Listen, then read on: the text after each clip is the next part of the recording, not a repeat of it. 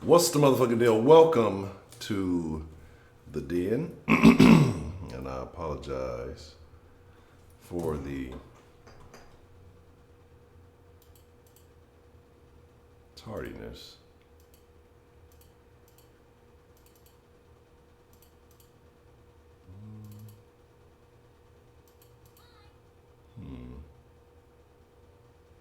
Something.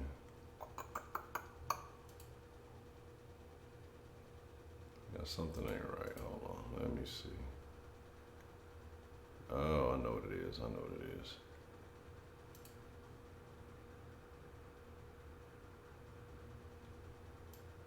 Okay.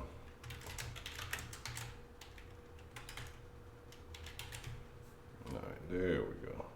There we go. All right. Cool. I had to figure that out. Okay. Sorry about that. Welcome to the den, man. Welcome to the best conversation on the internet. I'm glad that you could join this afternoon, or it may still be noon, or whatever time it may be your time. This is social commentary from a realistic perspective. And we're going to get adjusted to the time change a little bit. It's a little bit different. I know we were going a little earlier in the mornings, but I think that this will be a significant improvement for the channel overall. So again, thank you for joining me today. I'm your host at Honcho. Let's get this proper automation situation started here. Shout out to Culture and making my life so much easier. You can catch Ed Honcho HTX. You can catch my personal social medias on Instagram and Twitter. That's the only other ones I really use. Like the video. Let YouTube know you actually enjoyed the content here. Subscribe if you're new to this and you don't know what's going on. If it's your first time here. Twitter, Facebook, Instagram at Den Show Live. If you want to send an email, you can send it to denshowlive@gmail. 1 p.m. starting the day. Weekdays, Monday through Friday. Live every night, 7 days a week, 10 p.m. Central Time. Den at 10. Go to Den Show Podcast. I've been uploading the previous shows to the podcast, so if you miss it, you can just listen in unless you just want to see the chat and everything else. Go to Den Show Shop. You want to get some of that merch and get that That's Unfortunate shirt.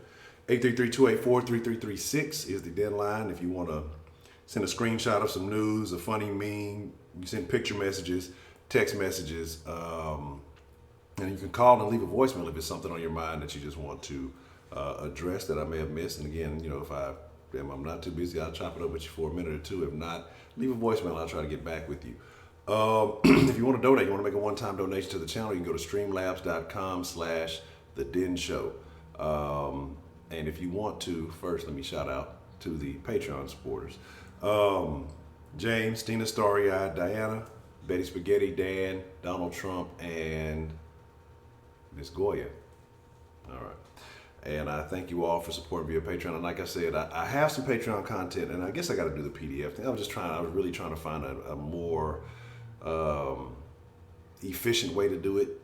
But until I figure out another platform to upload on, which it won't be Pornhub, to get you guys that content, because I'm really upset that they won't allow me to embed to that other site. And so I'm just gonna probably just send the links via PDF, and if you guys want to check it out like that, until I figure out a better way. And for those of you who do have the Patreon, who are pledged via Patreon, you have the full list. If you haven't seen it, the full list of the OG Kush dens, which are terrible. I'm advising you, do not go back and watch the.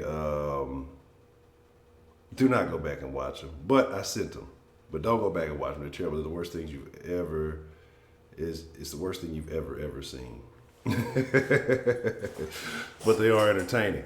So let's get into the conversation, man. Let's see who we got joining us today, and then let's talk about some stuff. Jason, Baker Man, what's the motherfucking deal? Shout out to the Baker Man. Miss Grace, always good to see Miss Grace. Glad you could join us today. T. Chala, what's the motherfucking deal? Alex Lord, just brought prostitute. We'll have to talk about that. Beyond the Funny Nigga, what's the motherfucking deal? Yes, Thursday, July 4th. I guess happy early Independence Day if you rocking like that. Make sure y'all are following Beyond the Funny Nigga on Instagram. It is worth it. It will make your day, and you don't want to miss the cookout because they are exclusive comedy specials brought to you by Beyond the Funny Nigga. They are hilarious. You heard 2019 folks meeting their partners in the Den chat room. Well, look like you are unlucky, pimp. You can't even meet no pistachios. July 4th is your dog's birthday. Really? Miss Meat, what's the motherfucking deal? Ruby Roo, what's the motherfucking deal? Mary, what's the motherfucking deal? Let me see. Rashida, no. I'm gonna look for that. I'm looking for your area code, and I ain't gonna answer till the very, very last call. Since you have accosted me and you've bullied me, you threatened me, called some Chicago gang members on me, all that stuff. Yeah, that does it, man. But I got more content coming from you, so for y'all today. So kind of what I did to change up the format, I'll give y'all some insight, and then we're gonna get into this conversation. Is by me adjusting the schedule, I'm able to do more content early and schedule it to be released throughout the day. Because if you dram it all up at once, it won't get the love it deserves. So shout out to everybody who caught the video earlier about the twin situation. So meeting a good mate. Where do you meet good mates these days? The rumor used to be go to church, right? Women, they used to tell women, go to church, meet a good man in church. The only man you meeting in church, ladies, is the pastor. And I'm not talking about pastor, preacher, honcho, reverend, deacon, brother.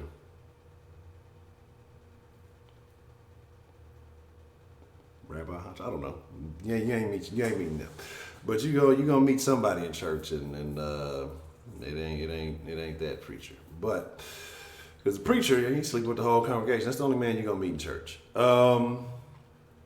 We've talked about internet dating, and we've talked about the experiences included with that, and it's not always good. It's always people have some horror stories, and it just doesn't work out. Last night, shout out to Dan the man. Dan brought a very good point, and he was talking about co-workers coercing one another, and that's not the place to do it. Like Miss Bell said, don't shit where you sleep. You don't want to date coworkers. That's always a bad deal, because if it goes sour, well, then you got to look at each other at work and stuff like that. So where do you meet a good mate, a good partner? Where do you find someone who is worthy of your time, who is ideal? The club? The club isn't it. People have been going doing the club thing for years, and I don't think I've ever met anybody who has had a successful relationship from meeting someone in a nightclub or a bar or anywhere of the sort. And so I think it's a tough question these days. It's very tough. And then we living in this Me Too movement where Gillette says you shouldn't talk to a woman ever. You should never talk to a woman. You shouldn't even look at her. Gillette in Australia agree, or New Zealand, whichever one of those places. If you look at a woman, you're a pervert. So I don't know what we're supposed to do, right? Especially as a man. The Me Too movement says you can't talk to a woman. That's harassing her, even if you say something to her. But there's a double standard with that. If you're attractive, you can say whatever you want to. If they don't think you're so hot, then you're a dirty, disgusting pervert, no matter how bad they look. You're the pervert, right? You might be doing them a fucking favor. But I think you got to kind of ignore that, and men, you gotta be men, and you have to go out and speak your piece. If you got something on your mind, you gotta say it. You got eyes, fuck it. Look, who gives a shit? But where do you go to find a good partner, somebody that you're considering a long-term relationship with? And I guess there is no one size fits all. There's no just particular place. You hear various stories of people meeting people at, all kind of random places. And so I think that, let me see what you say. What y'all talking about? I be trying not to look at the chat because y'all get me all distracted. But my thing is, where is the one size fits all? Where is the best place to meet? And I don't necessarily think that there is. I think it depends on what you're looking for. I think it depends on the standards you set for yourself. And it's going to be interesting to hear people's opinions on this, because I really don't think that I can give a legitimate answer. Where do good people go? Good people go all the same places bad people go, right? Starbucks, Starbucks. Oh, you put me on a timer? How does that work? Work. You don't meet good people at work. That's how you lose your damn job. Doesn't work for women can do it, men can't. You see, what happens is if you start dating somebody at work, then it goes sour. Then the woman goes to HR the next day and tells you that you're sexually harassing her, even though y'all were in a consensual situation for a bit of time. And then you lose your job, and she goes on about her day like nothing ever happened. And now you're single and unemployed, and that's terrible. That is terrible. So again, it's sketchy. It's a dangerous game these days. Dating is a dangerous game these days. I'm glad I'm not in that situation. But it's such a sketchy deal these days. So I'm trying to think. Church. Why is church not ideal? They say they tell women to go meet a good man at church. I don't think they tell men to go meet good women at church. I don't think that's a thing.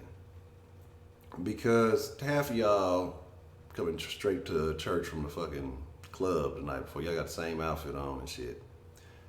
Y'all was twerking for Meg Thee Stallion, now y'all twerking for Jesus the next morning. Shame on y'all. The gym is very interesting. Very interesting. Now the gym, they say when you meet people at the gym that the sexual attraction is heightened because of not the pheromones or the endorphins or so, whenever you're working out, that the body gives off, when you sweat and when you work and you do certain things, it gives a certain appeal. I forgot, I gotta go find this article I read about 2 years ago. And it was talking about why people are more attracted to other people at the gym. Even if you're not the most attractive person, you look better to people at the gym because either if you're working out and then, if they're working out and the natural responses of the body and stuff like that. So they say there's a lot of people who end up hooking up from the gym. But I don't know if that's the place to meet the best people. You can meet some very superficial people at the gym, right? You know what I'm saying? Some very superficial people at the gym. So I think it can be a very sketchy program. Working for Jesus. I'm just saying, they doing it, not me. I'm not doing it. They're doing it. They in the club, twerking the Meg Thee Stallion. They go to church smelling like vodka and cranberry, They drunk. They passing around the little what's the little thing they do at the Catholic Church, the little wine or whatever, the chips in the wine, the crackers, the chips. And then they over there taking a sip of the wine, keeping the party going. Normally I don't do this, but keep the party going. I'm just saying. So I want to know your thoughts. I want to know your opinion. I want to know your feelings. I want to know how you guys think. Oh man, that's terrible. That's terrible. Yes, the same outfit. Yeah, I said Chip. Well, female pimp. You're a Hispanic, we believe. It's your church that give out tortilla chips. So, but I'm gonna open up the line. I'm gonna stop talking shit. We're gonna have a good time today, man. That's what it's all about. Since people trying to, put me on time. Yes, the 10-minute rule is in effect. We're gonna have to bring that back because as we're starting to get more calls and things like that, I want everybody to have a shot, to have a chance to speak their piece, to speak their feelings, and get it out. So let's talk about it. Let's discuss it. I'm gonna chew a little piece of gum. My breath smells like bacon. And eggs and oatmeal. It smells like breakfast. I usually just smell like breakfast. We ain't even gonna talk about that. Your doctor? No, depends. Your doctor might. I ain't even gonna get into that. We'll take some calls and we'll discuss that in a minute. So I'm not even. That could go so many ways, and most of them are not too good. The cable guy. See, I was talking about Pornhub earlier. Obviously, Captain Snapper over there is living Pornhub. You're just trying to get that free cable. You're trying to get them premium channels on the low, But hey, it is what it is. You got to do what you got to do. You was offering some showtime to get that showtime. Let me stop fucking with y'all. Wow, deadline is up. Y'all call in. What's on your mind? Come on, then, folks. Let's get it going. Let's get the party started. Like I said, we got a solid good 2 hours since people trying to put me on the time limit. But let's talk about it. What's on your mind? Where is the place to meet a good mate? If you were a woman, where would you recommend that men check? If you're a man, where would you recommend that women check? Or if you have a good mate, you have a long-term situation going, where did you meet them? Discuss. Well, here's the deal. And that's fine, female. I'll talk all day. I don't give a shit.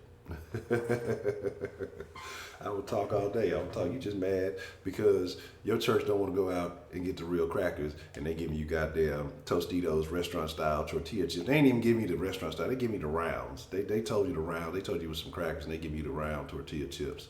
What they call them, the scoops. That's what y'all doing communion and shit with the scoops. Don't get mad at me. You chose the church. You got choices. I'm sure there's more than one church in Sacktown.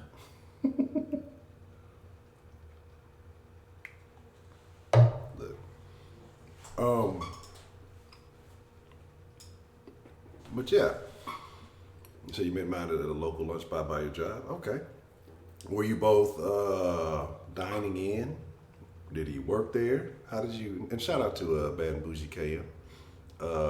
Not just live stream. What's the motherfucking deal? And anybody else I may have missed in the early introduction. You know, upscale restaurants and bars. What about upscale strip clubs? Professor Trill, what's the motherfucking deal? Is a stripper better if she works at an upscale strip club as opposed to your homeboy's house in the hood? You know, the old garage strip club in the backyard or some shit? That ain't no fucking stripper pole. That's goddamn little shit they hang clothes off of, you know. Mac 11, what's the motherfucking deal? And everybody else I didn't shout out to. What the hell is you talking about, Jason S?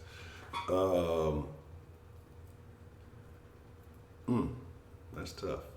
Napping motherfucking Nicole. Been a minute. How are you? Upscale hotel. Shelly, is there something you want to tell us? You know, maybe about your particular line of employment. I mean, are we talking about how to find a good partner, or are we trying to find a good John? I mean, we trying to make sure we're on the same page here. You know, I'm just trying to make sure we having the same conversation, because I may be talking about one thing. You sound like you talking about something else. You know, you just let me know, player. You know, it may be some ladies who need that information. So again, you know,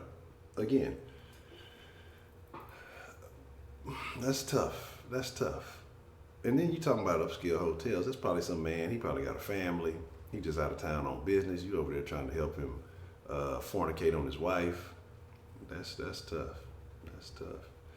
I don't know. Now you're just saying random stuff. You sound like the Cards Against Humanity thing. You're just saying random stuff. Speaking of Cards Against Humanity.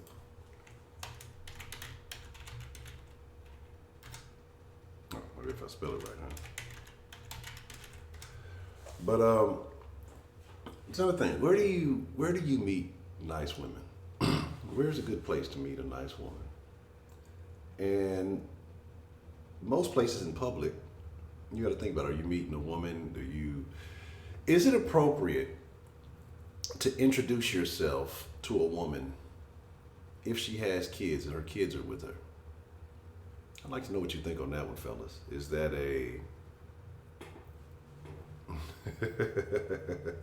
you know, is that appropriate or is that inappropriate? Should you only address a woman when she's by herself?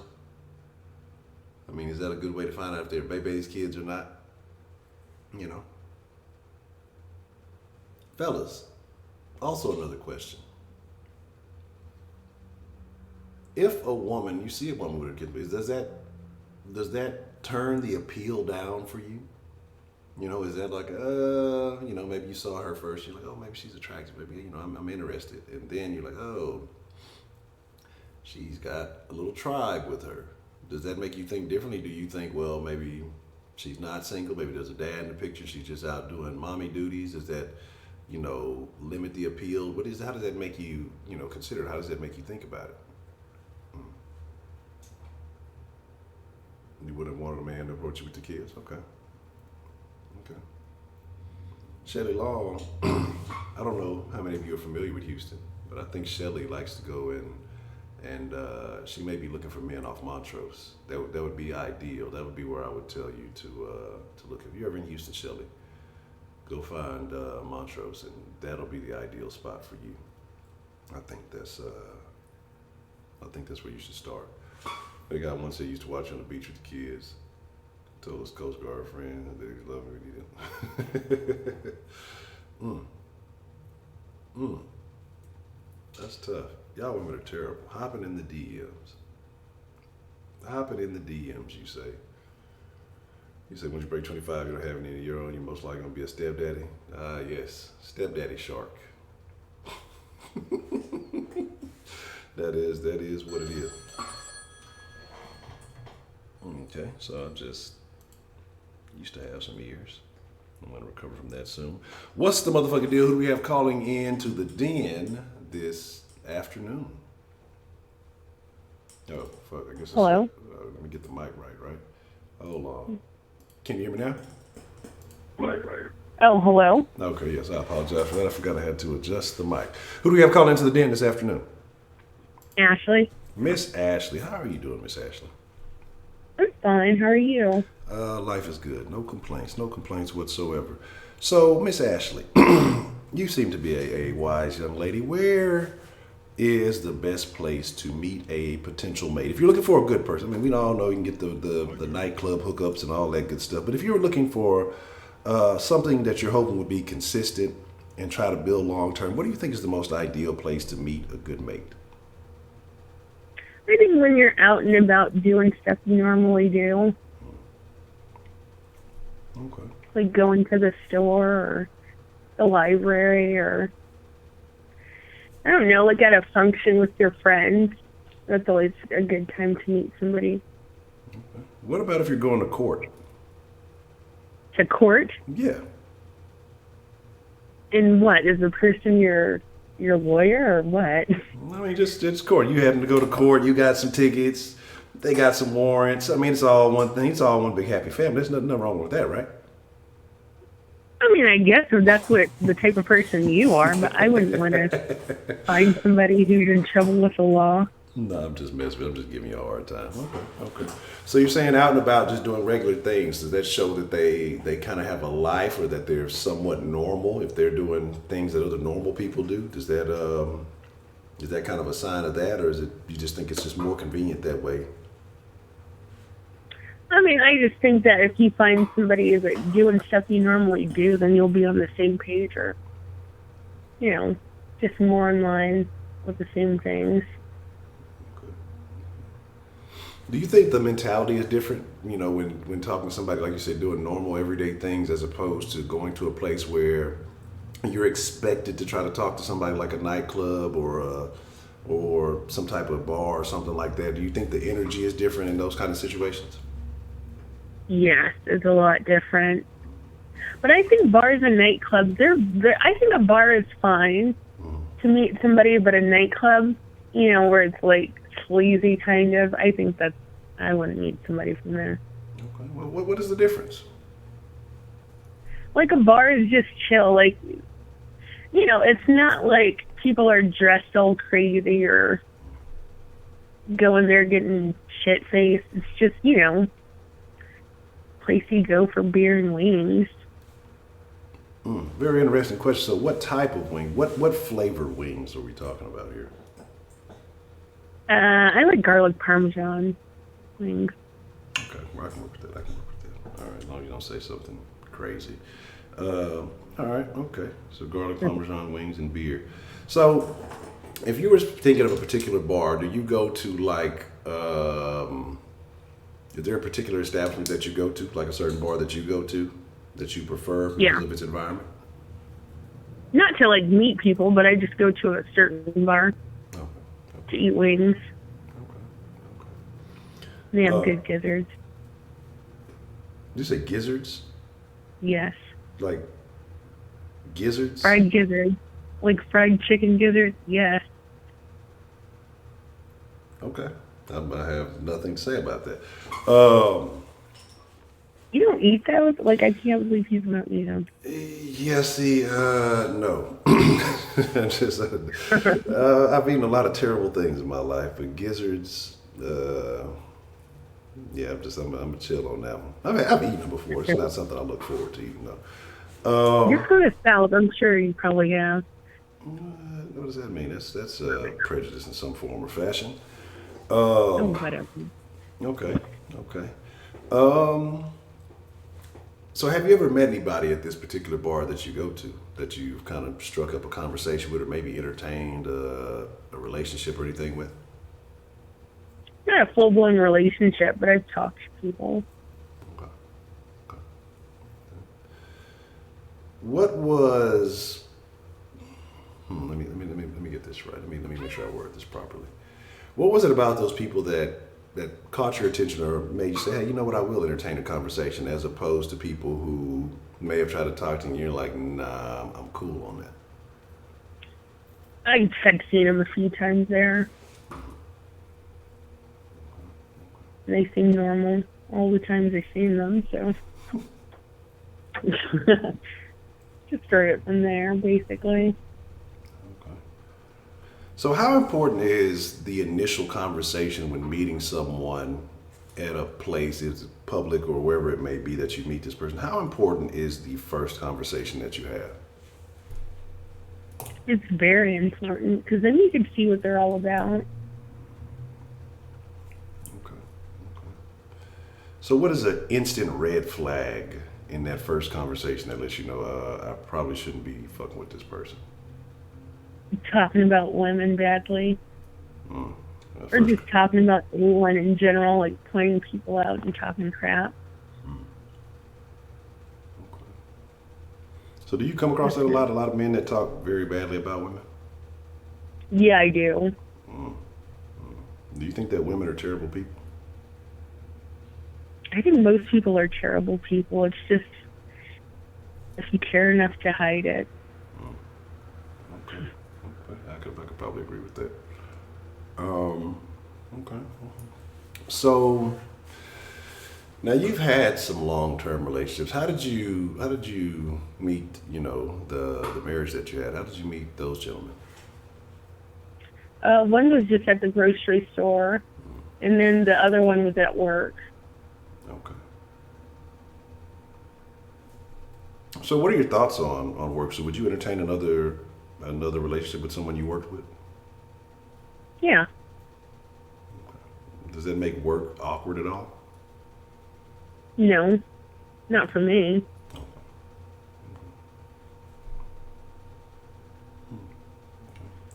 And so when you met the one at the grocery store, what was the first thing that he said to you that got your attention? Something stupid, like he was looking for something or wanted to know how to cook something. Oh. And so you automatically assumed that you would know? Pretty much. I think he was just trying to talk to me. Okay. Interesting. I don't know. I don't know what else to add to that. Is there anything else personally that you would like to add that you would recommend to someone who is trying to find a good mate? What are the signs that they should be looking for? What is it that they should, be checking for if they're looking for someone that they think would be a good person? Basically, just if they have a good personality, if they aren't a liar. Like, I hate liars or people that are, like, fidgety. That gets on my nerves. Okay. I don't know. I just like to grill people, really. Oh, okay. See if they squirm. You're a damn relationship prosecutor. Right. No liars. Okay. So if you were to, entertain your first time with somebody, you say you like to grill people. So what kind of questions do you ask? What are the tough questions that you ask people? Just like how's your last relationship end? Where are you from? What school did you go to? just like, and if they know anybody that I know, then I'm like, oh, okay, well, how do you know this person? Or, like, what's your relationship to them? Or, I just, like, really vet people out. Okay. Okay. Nothing wrong with that. Nothing wrong with that. It's good to know who you are dealing with when you are meeting somebody new. Let's see. So, what is the most awkward answer that you've got from someone when asking these questions? That they're still married or still in a relationship. Because at first when I asked them, I said, "Oh, are you, like, are you single or are you talking to someone?" And like, "Oh no, I'm just talking to someone." And then further on in the night, "Oh yeah, I just got out of a relationship." And then further on, it's like, "Oh no, I have a girlfriend," or, like, "Yeah, I'm still with my wife, but we're breaking up." Like, just stuff like that. Guys love to lie. What? Men don't lie. So, one last question. Is that a turnoff, or do you think more women will still entertain the conversation? Do like women believe that when they say that, when a man says, "Oh, well, I'm in a relationship, but we're breaking up or we're splitting up"? Do women believe that? I don't. Like, some people do. Like, I mean, you wouldn't believe how stupid women are. Like, some of them. I shouldn't say all. But yeah, they'll believe anything that guy tells them because they're desperate. Oh, okay. That's unfortunate. Okay. All right. Well, Miss Ashley, I don't want the the time Nazis to start Oh my attacking me. God. Shout out to Bretta. Whatever. But okay, well, I appreciate you calling in and sharing that with us and getting this party started off for this first of the afternoon dens. So I thank you very much. I know. Now it's later, so I can call in Okay. in the mornings too. Okay, we'll see how that works because I think I know a few people said the mornings work better for them, but I think the later afternoon dens are going to be better for most people. So we'll see how it all pans out. We shall see. Yes. All right. Well, thank you, Miss Ashley. I appreciate you calling in. All right. Thank you. All right, have a good day. You too. Bye. All right, shout out to Miss Ashley. First call of the now afternoon dens. Okay. And Ed Nikki, why do all women have to be? What you say? What did I say about him? I said something about y'all. What did I say? You said something, but whatever it is, yeah, it probably is true. I forgot what I said. Oh, courthouse is a good place. So, Shelly, I don't know about you. You sketchy. You are sketchy. Met a guy at the bank one time. Oh, you seen him cashing out. That's why. You started getting real nice with him. Oh, what you got? How much did you? Why you gotta be terrible people? Oh, that's right. Because you are. I love y'all, but y'all are terrible people. What's the motherfucking deal? Who do we have calling into the den this afternoon? Hey, this is Beyond the Funny Thing. Beyond, what's the motherfucking deal, man? What's on your mind about today's topic, man? I'm gonna give you some experience because I don't have a direct answer for it.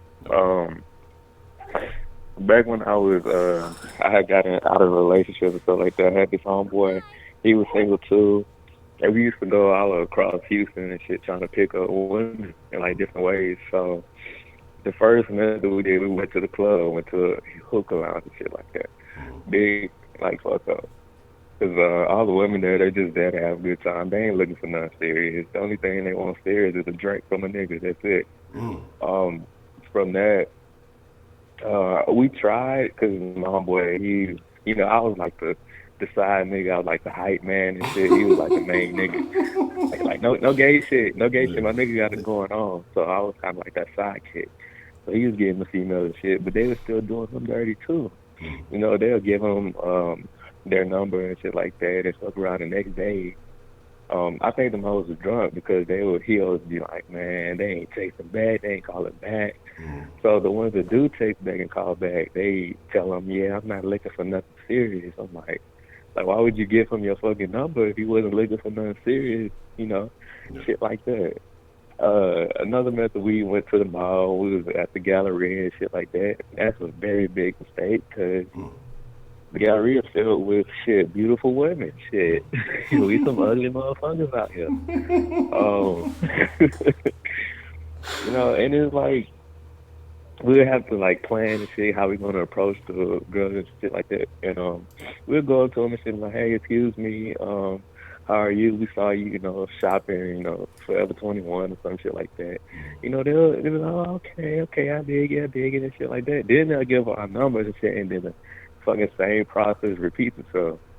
The worst fucking incident that happened, I was about to leave this bitch because I was fed up with her. So I was already in the gallery. I was like, yeah, I'm gonna give me another bitch. Then when I get that bitch, I'm gonna call the other bitch and tell her we done.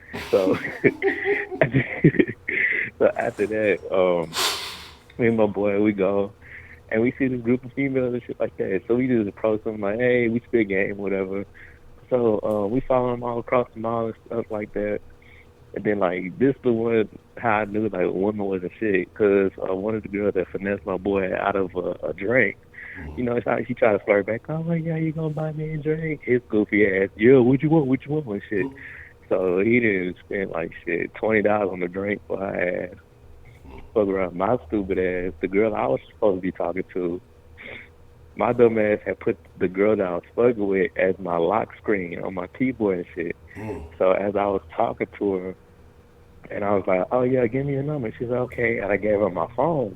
At the minute, I didn't really fucking remember that, oh, shit, the other girl's on your phone. So this is how, like, smart I think women are. Like, she was, like, playing along with me, and, like, she was like, okay, here's my number and everything. Call me later and stuff like that. So a day go by and stuff like that. You know, I'm trying to talk to her. I'm trying to get to know her and stuff like that. I was like, yeah, you want to fuck with me? You know, you want to get into a relationship or something like that? And she was like, boy, don't you got a girlfriend? I was like, man, my heart shocked. I was like, no, what you mean? I said, what you mean? She was like, when you gave me your phone, I seen that female on your keyboard and your lock screen. My stupid ass, I tried to make up a quick lie. I was like, no, my fucking phone does that. It gets pictures from the internet and it creates lock screens for me. I said some stupid shit like that. And then like she was like, boy, bye, and she blocked my ass. So man, I have a very bad history with women, so I really don't know. I never tried the church method because I feel like that's, you know, somewhere in between, because I feel like, you know, a lot of freaks do be at church, so I don't want to talk to somebody and they just there. I want to at least talk to somebody who's actually, you know, into their faith. You know, I don't want to talk to somebody that's going to church and fuck around in public. They a city girl, so I don't know about that, Honcho. Yo, don't get you no city girl. Yeah, man. Gotta clean the lock screen, man. If you finna be out there tripping, but that sounds like a good idea for a new app. This is my old random ass lock screen app. You know what I'm saying? And that way, if it does happen, see, look, this is it right here. This is the random ass lock screen app, fucking up the game. That's tough, man. Yeah, that's super tough. Yeah, that's a tough situation, man. So July 4th is coming up. Very, very important day. Would you like to tell the people why? Yo, the cookout will be out at 12 o'clock on July 4th, 12 o'clock a.m. So catch that. It's going to be on my Instagram story. My Instagram is beyond_a_funny nigga. Just like the name in the chat. So no excuses.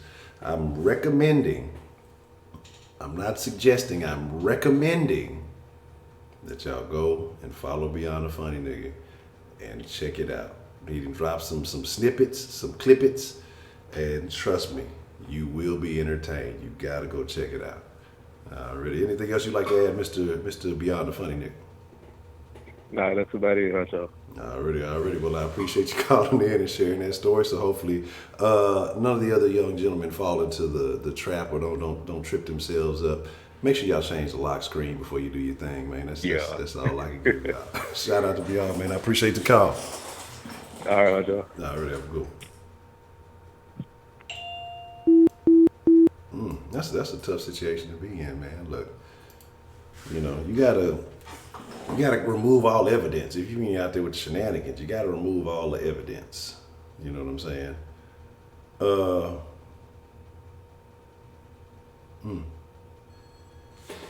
okay. Let me check this out in just a second. I'll read this text message. What's the motherfucking deal? Who do we have calling in to the den this afternoon? Make your boy around. Roman. What's the motherfucking deal? Roman, what you know about meeting potential mates and dates and stuff? What's on your mind, Roman? Well, I got it. Well, sit down, bro. I got a story, bro. It ain't gonna be that long. Okay, what you got? So you remember I told you the other story? That was a couple days. That was about a couple weeks ago. You remember that? And I told you about the girl and blah blah blah. My homeboy fucked me over. Yeah. Right. Well, look, I had something. This is another story that also happened to me. All right, so I ain't gonna say no names, man, because I ain't about to do people like that. Okay, so I was cool with this girl, right? We was talking. This one I was in. I'm about 7th grade, right? We was cool, right? Talking and all that, and this and that. So we was talking for a couple weeks because I was new to the school, and she was also new to the school. So we was talking, and then after that, a couple weeks go by. Instagram, Snapchat, blah blah blah. You already know business, and we go out, right? No, wait. All right. Instagram, Snapchat. What's the business with that? I'm old. I'm an old head. I don't know how the whole Instagram, Snapchat business works. How does that? Honcho, stop playing. And you know that. No, I don't know that because y'all be getting Snapchat names instead of phone numbers nowadays. So I don't understand how that process works. So it's like it's a new breed. So Honcho, wait. You tell me you don't have a Snapchat? No, I do not have a Snapchat. Like I've made a Snapchat, but I've never used it. Yeah. And it's like years ago. I don't even remember what name it was. I don't have it. I'm not the biggest on the app. I only have it because she was on the app. I don't have it right now. I don't have it because she was on the app. I don't really like it. I don't really like a Snapchat. It's a preference, but what you like or not. Okay, continue the story. So we was talking all that, blah blah blah blah, and then I pulled up school. That was the next day, so that was a Monday. And the thing is this other girl, she started talking to me. This was a whole new girl, right? Or at least I thought. And I'm talking to her. She's talking to me. She's trying to play with me. But I'm like, I didn't say nothing. But I'm thinking, I got a girlfriend, bro. I can't be coming up and, flirting no other girls, man. But she kept talking to me, man. So you know what? I kind of fucked around, fell into temptation, and I cheated. Okay. So I was talking to both of them at the same time, right? But at this time, man, I feel like I'm a motherfucking player. I'm doing anything I got. One on this line, blah, blah, blah, blah, blah. Oh, Honcho, this is where I play fucked up. Okay. Guess what, man? Okay, what up? These bitches was best friends. What? And yes. They were best friends. Hold on. Let me tell you why. I was at lunch. I was sitting talking to my niggas, right? I see her. Oh, wait, let me go talk to her. Man, I see the other girl because they talking to each other. I mean, they hella cool, bro. Then I was getting kind of close to them, so I could hear them talking that conversation. They couldn't see me. I'm blending in, like I'm incognito and shit, right? You're talking about he camouflage. He's blending in. And I'm camouflaging the shit. I'm camouflaging the shit, right? And I hear them talking. Oh yeah, I'm talking to Roman. She was like, who? She was like, yeah, Roman. She's like, I'm talking to a boy named Roman too. So they looking at each other. I'm fucked, right? Oh my god. So they checking both of their Snapchats and both their Instagrams. It's the same damn account.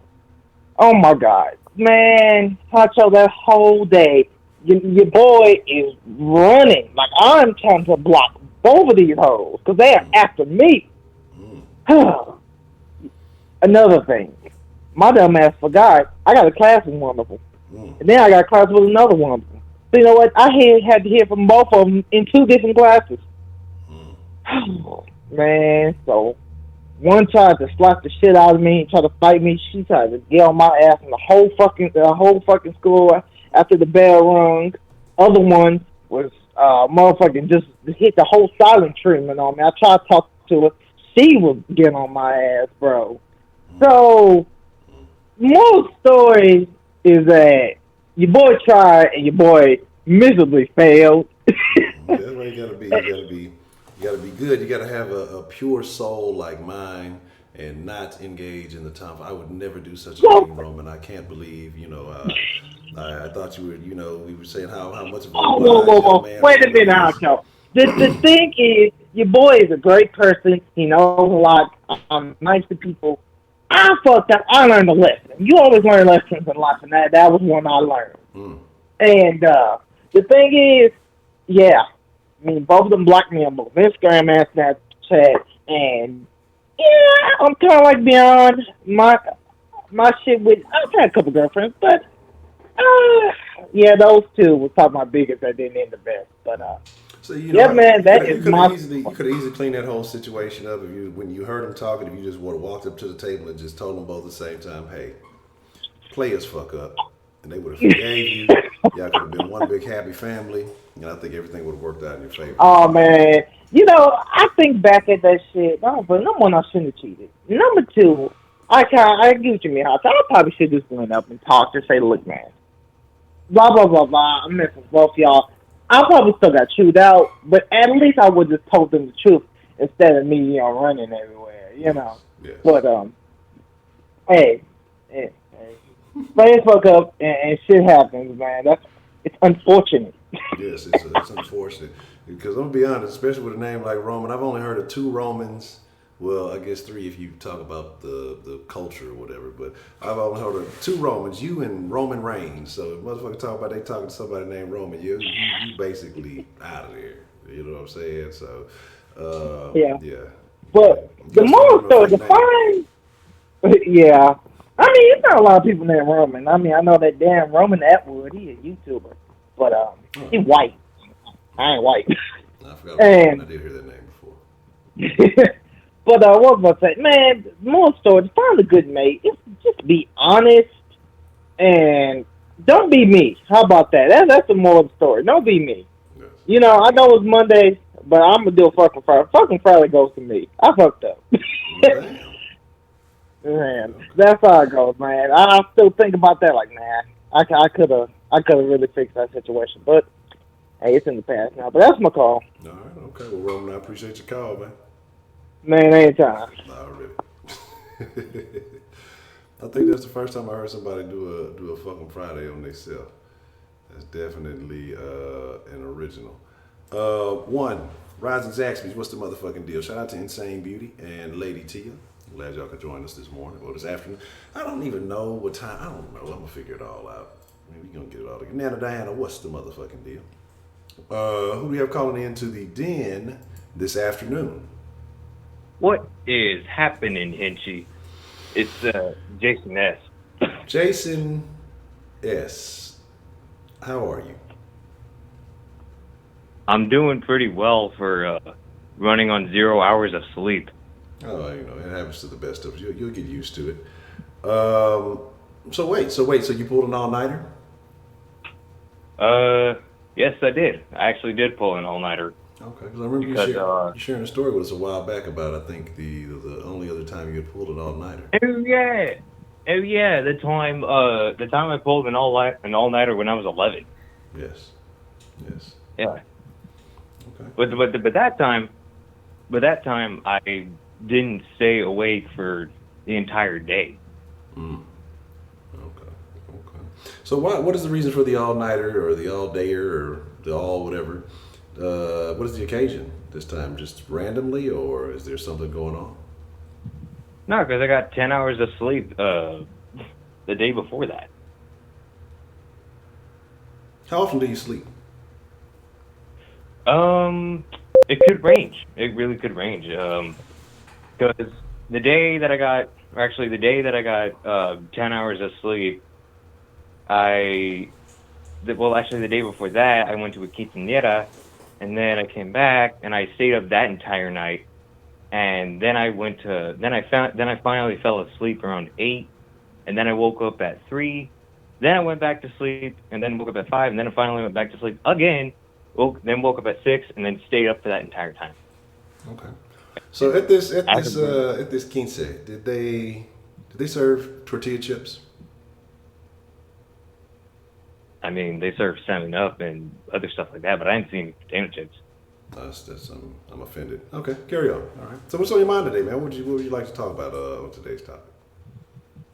Well, I don't really have anything for the topic, so Okay. actually, I do have like a sort of a fun fact. Okay. What is your fun fact?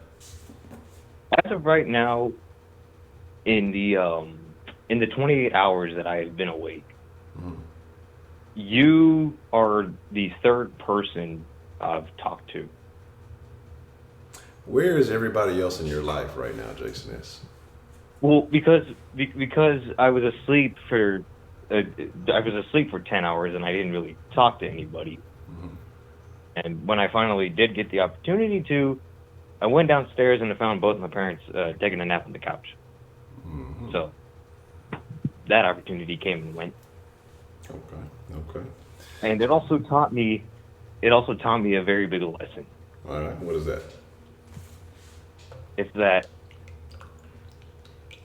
I just wasted an entire day sleeping. And Is it a waste if you needed the rest?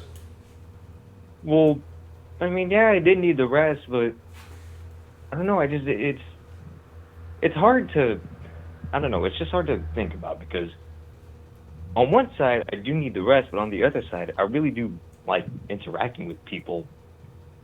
I like interacting with my friends and my family, and I didn't do that. I'm gonna tell you something there, Jason. People are overrated. Yeah, that's what I'm gonna go with that one. Nah, I'm just joking with you. Nah, I mean, there's nothing wrong with interaction with folks, but you got to take care of yourself. Because if you have like a nervous breakdown from a lack of rest or something, then the interactions won't be as quality, I guess you could say. So you got to make sure you get your rest. Oh, I guess that's the way to look at it. Yes. Yeah. Okay. As for the quinceañera, that was actually my friend's quinceañera, and that would be like the last time that I would see her because she's staying at the school that I was originally going to for my freshman year, but I'm rezoned for another school, so I won't be seeing her again. Oh, that's tough. I'm sure you'll meet again. It'll be like one of those happy endings in a teen movie, one of those teen coming of age movies. Y'all will meet again. It's just not like you're really just going that far away, so it'll be all good. Don't worry about it.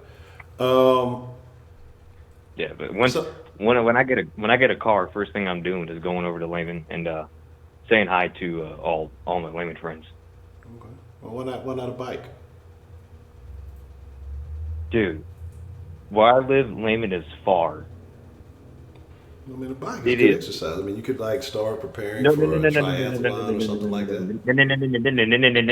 No. It's not that easy. I live on one side of the highway. Lehman is on the other side of the highway. That's just how far Lehman is. Okay, just cross under the overpass. It's not that simple. Hmm. Isn't? Okay. All right. I don't know. I mean, bikes are good exercise, man. If you really want to see your friends, you'll do whatever it takes. I don't know. I have no idea. I mean, you know what it is. I couldn't tell you. Okay. And what happened with the slush puppy there? What? What happened What with do the you slush puppy? You said something about a slush puppy earlier. Oh yeah. Do you know what slush puppies are? Yes, I'm familiar with slush puppies. They've been around for a long time. Oh, okay. Well, since I decided to get one. Actually, my mom, we were at the grocery store one day, and my mom saw them, and they were like, "You want to get some?" I was like, "I don't know what they are, but sure." So we got two flavors. We got cherry and we got blue raspberry. And I tried the blue raspberry first, and I think that one's pretty good. And I was trying to get the I was going to try the cherry one, but the problem was it was so frozen to the point where it wouldn't come out. So I had to just so I had to stick a spoon in there and just basically just get what I could out, which luckily it all went out of the pouch. But that would freeze my hand. Okay. Well, you got to be careful with slush puppies, but yeah, slush puppies. I haven't had one in quite some time, and when I couldn't tell you the last time I've been to the mall, but I think when I was younger, they used to be a staple of my mall visits. Okay, okay. Well, Yeah. anything else you'd like to add there, Mr. Jason S? Nah, only that the slush puppies stained my shirt. Okay, well, go wash that shirt and go take a nap. I recommend No. it. Yes. I'm not. No. This is a direct order. No, you're not my dad. No, I'm sure I'm not. 'Cause if not, I have some questions to answer, and I don't want to answer any of those questions. So, but that's a bet. We'll appreciate the call there, Jason S. Man, and get that shirt clean, man. All right. All right, you have a good one. You too. All right.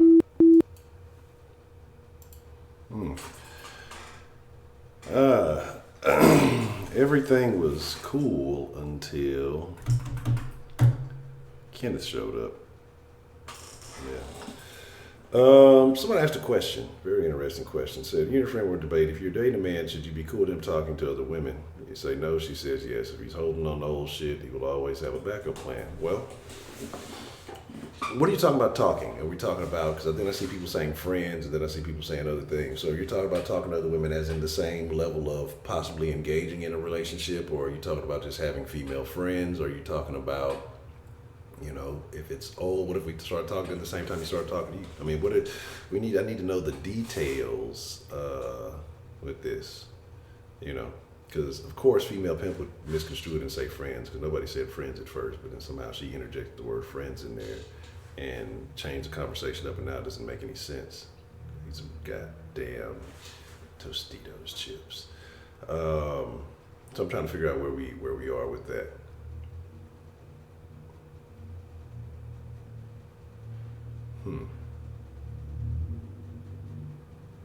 Yeah, definitely don't pay a female pimp. You'll never get what you pay for, even if you pay in pistachios.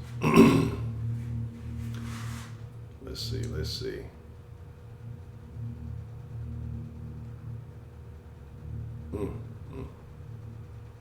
All right. So, how many people have not had a slush? I thought everybody's had slush puppies. These are. I didn't know they still made them. Honestly, it's been so long since I've had one. Let me just get my. Y'all gonna just let me have it. Let me just steal some of this. All right, cool. Rigo, what's the motherfucking deal? And how do you spend $147? It's Chuck E. Cheese. You can do it. I probably got some tickets and stuff too. Excuse me. So I saw Insane say you said you're with the same person for 26 years, and then you said your best friend caught her dude on Snapchat. How old is he, the one that got caught on Snapchat? So I'm gonna be honest. Icy, slush puppies, same difference. So you got to be somebody from Atlanta that always got a just 56. Wow. Man, I'm complaining about Snapchat. He's 56 on Snapchat. I don't even want to venture into Snapchat. I gotta step my game up, I guess. Well, I told y'all when I lose this weight, probably like what's this, July, beginning of July, maybe like the middle of August, maybe end of August. I gotta tone it up a little bit. Start my premium Snapchat. It'll be I don't know. Depends on how many how many people we have in the den community at that time. He's into younger. Well, that might not be the best thing. That might be questionable. Is she okay with that? Did she stay with him, or like how young is young? Because when you say young girls, it sounds really sketchy. Younger women, it seems like it has some leeway. But when you say young girls, that sounds bad. It sounds really bad. Man, I'm not old. I'm just a different generation. So I just don't. It's hard for me to get into some of these. Like, I just don't understand the purpose of Snapchat, honestly. Like, why make something if you really don't want people to see it like that? It's just to disappear. I guess, I don't know. It gives you some semblance of privacy. But I mean, shit, there's so many ways to record the shit and save the shit. Like, there's no privacy on any of that stuff. You know what I'm saying? Like, so that's just kind of my thing. But no, you got to get the premium Snapchat look. That's the new lick. I'm telling y'all. Y'all think I'm joking. Premium Snapchat, I don't know how much it's gonna be, but it's gonna be live. It's gonna be lit. It'll be live after the den streams. I'll be on the premium Snapchat, turning up. Oh snap! There's income talking. Oh yeah, girls that are 19. Oh yeah, definitely. I don't think there's too many chicks that are 19 that just enjoy the company of. Older guys, that much older, 56 or so. Yeah, I don't know too many. I don't know. I did see that weird story. What was that shit I was talking about? What was the age gap love or something that we talked about? You know what I'm saying? Yeah. So yeah, there's that. Snapchat was created to send pics, right? Okay. The purple pickle, huh? Interesting. Damn, not the homeboy. Mama got a premium snap. That's tough. 50th law. Yes, I read the 50th law about 4 or 5 years ago. So yeah, it's all right. 50th law is kind of it's not really all that. It's just 50 Cent promoting himself for the most part.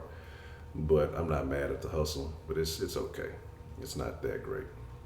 Stick with the 48, and then, I mean, it's almost essentially some of the same shit. So,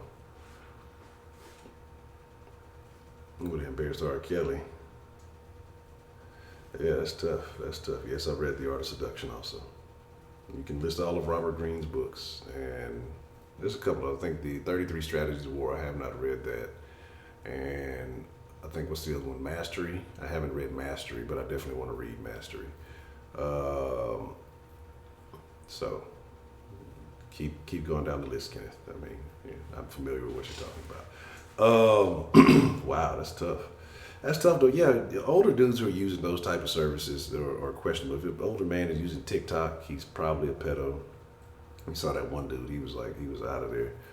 But the thing about this, Kenneth, is you can't read. So I don't know why you're out here fronting like you can. But yeah, you'd have to be offering something up, because I mean, there's no. The only conversation that people who are nearly in their 60s and in their early teens, early 20s understand is green. That's the only communication that you have that people can understand. You know what I'm saying? And so that's tough. That's really tough. Yeah, that's bad. But I'm laughing because beauty stuff y'all broke into his phone. Look, y'all like some homegirls off of one of them movies or something. Yeah, we gonna get him, girl. We gonna get his ass. And then bow. Now you got it. What do they say? If you'll find it if you're looking for it. So that's tough. Huh. Finally, the person who's been talking the most shit, just delaying and playing and talking all that trash, and finally, oh hey, what's the motherfucking deal? Who you have calling into the den this afternoon? Hey, it's your favorite. That's who it is. What's up? The trash talker #1, serving niggas cheese dispenser and chicken nuggets and shit. What's going on? What's going on, Miss Rashida? How you doing today? Oh, I'm all right. I'm all right. Just trying to stay cool. This weather out here ain't no joke. What's the temperature out there? Shit, too damn hot for me. Shit. I don't know about Gotta that. stay hydrated and under the air. It's probably like 70 degrees. Y'all know y'all can't take no heat up there. You right about that shit. We used to cold shit, man. You saw this shit. You know what I'm saying? That's tough. It's 90 out here and it actually feels decent. That's bad. Yeah. No sir. But what's been up with you though? Just holding down the den, wondering when you gonna call in. Why you keep talking shit about me? Cause you like I you charged me up. Don't believe that shit, dog. You assaulted me. I be very nice to him. She threatened me. She had my location. I don't even know how she got it. She had my location. She doxed me, put all my information out there. Said she was gonna pull up. Said I better not ever go check my PO box. That was gonna be the last time I ever got to check. It was all kind of threat. I was genuinely fearful of my life. I didn't know what to do. But what are your thoughts on today's topic, Ms. Rashid? I think you can meet somebody anywhere. I just think you have to know what you're looking for and know what you want. Like, you definitely know if you just look for a quick hookup or something, go to the club, you might get lucky, go to the bar, whatever. Can you hear me okay? Because I feel like I'm talking low. No, I can hear you. How about the rest of y'all in the chat? Let me know if y'all can hear clearly, but I can hear you. And yeah, like if you're looking for, I mean, it's really just luck. But for the ladies, I mean, if y'all go to those home improvement places like Home Depot, I don't know what they call it where y'all live. Home Depot, we got Lowe's and all that kind of stuff. Because look, for one thing, you know he works. You know what I'm saying? Now, they have different parts in the store. Where you need to go is to the contractor's area. But that's where the contractors go to buy their stuff. That means he got a company or something like that. So, you know, you be dealing with somebody that's not just a worker, but a boss. You know what I'm saying? Y'all hear the scandal? Do y'all hear the scandal and the plotting and the scheming in this play? But go ahead, carry on. Huh? I said carry on. Oh, I'm just saying, though, you know. And sometimes, you know, you walk around the store, like you don't know what you looking for, you know, ask questions, you know, not to the people that work there. You know, sometimes they be irritating and always want to try to help you. God damn it, I ain't lost. I'm trying to find some shit. And, you know, just ask them questions, even though you already know the answers. If that one don't work out, you ask the next guy the same question. You know what I'm saying? You're recycling questions. Yeah, you ain't pick him up, so you know maybe you have better luck with the next one. And you go in there, you know you have several different issues, you know, but you know, so you'll be in different sections. That's terrible. That's terrible. Now, I was going to say that it was a very good point that you made about Home Depot and Lowe's. Because like I said, I used to do a little bit of home improvement work.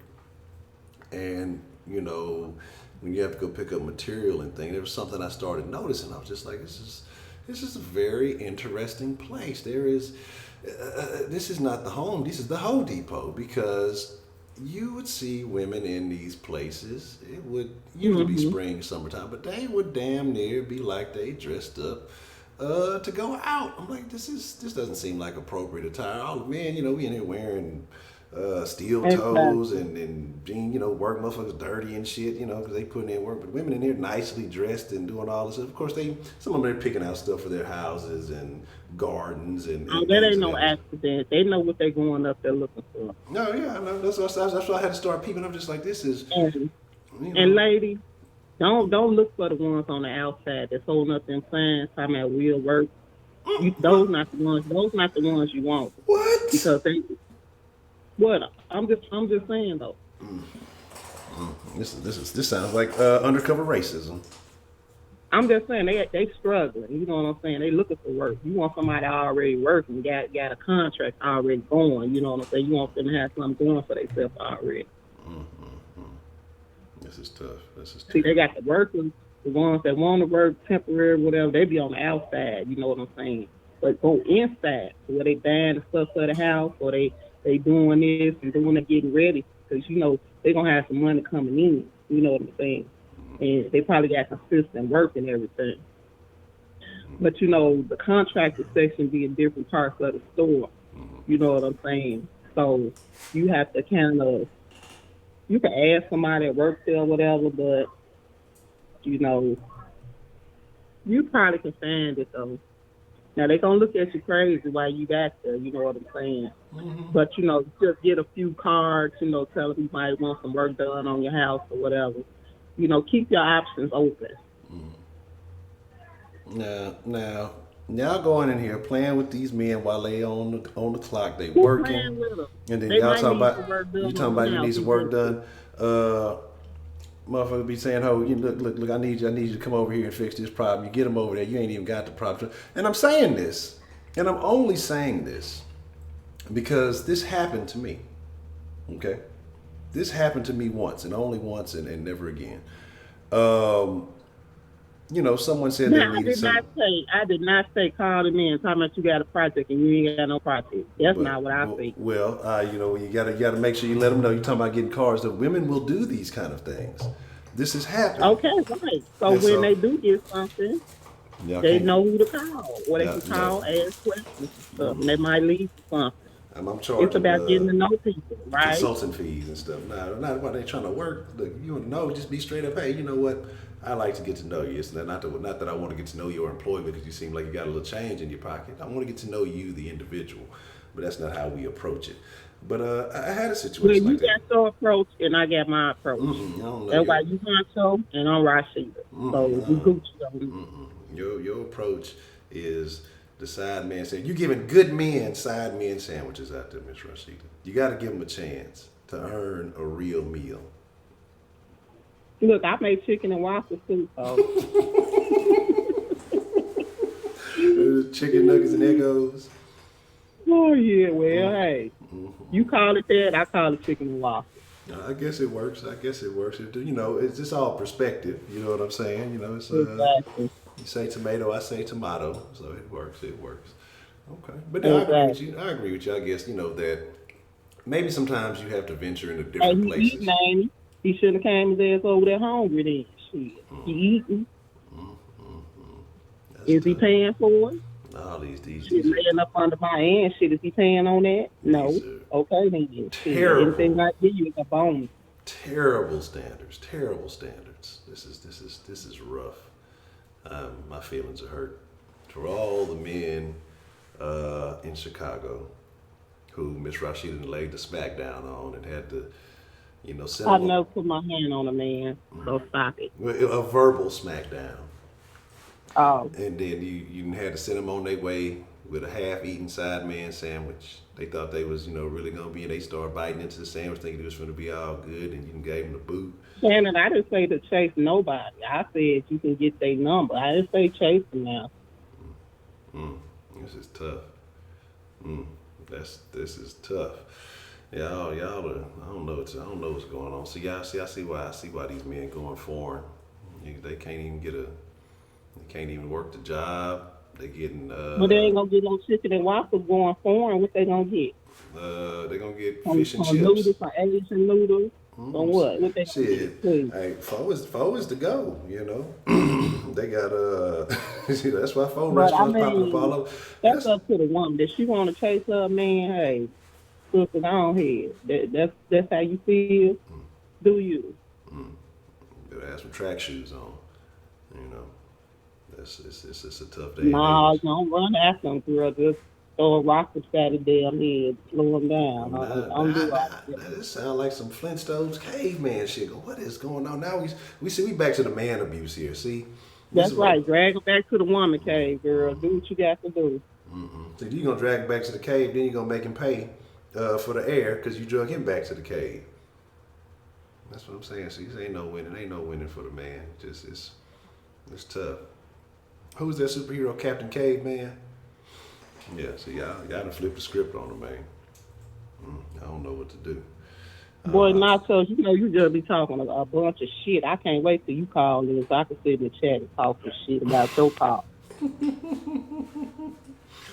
But here's a question, okay? Before y'all time Nazis get on me. Bamboo says she's old fashioned. You think of I punching don't go in. by no time. I call my call in when it ends. I don't do 10 or 20. I do when I'm finished. Who gonna come hang my phone up? That's what I want to know. I'm for seeing Kenneth over there. Kenneth on the way right now. Kenneth, go handle that lightweight. Kenneth, you got it. But here's my thing. So, why is that chasing? This is what I'm saying. This is the game that's being played, right? You know, sometimes people are busy, focused, or doing whatever they have going on in their lives, right? And men are just always expected to recognize everything that's going on. Say he's at a place and he has something going on. Maybe he just doesn't see you. If you're interested, why not go up and speak? If you're interested, why not? Because again, y'all gotta understand, like women want to have these traditional values, but then y'all want to be part of this modern world. Go up and ask him for his information. Yeah, why not? So I obviously don't believe in it. No, but I'm saying okay. But you asking for the card. You asking for his business card. A business card is one thing, but to ask him for a personal contact, I think is different. So you would ask a man for his personal contact information? Would I? Yeah.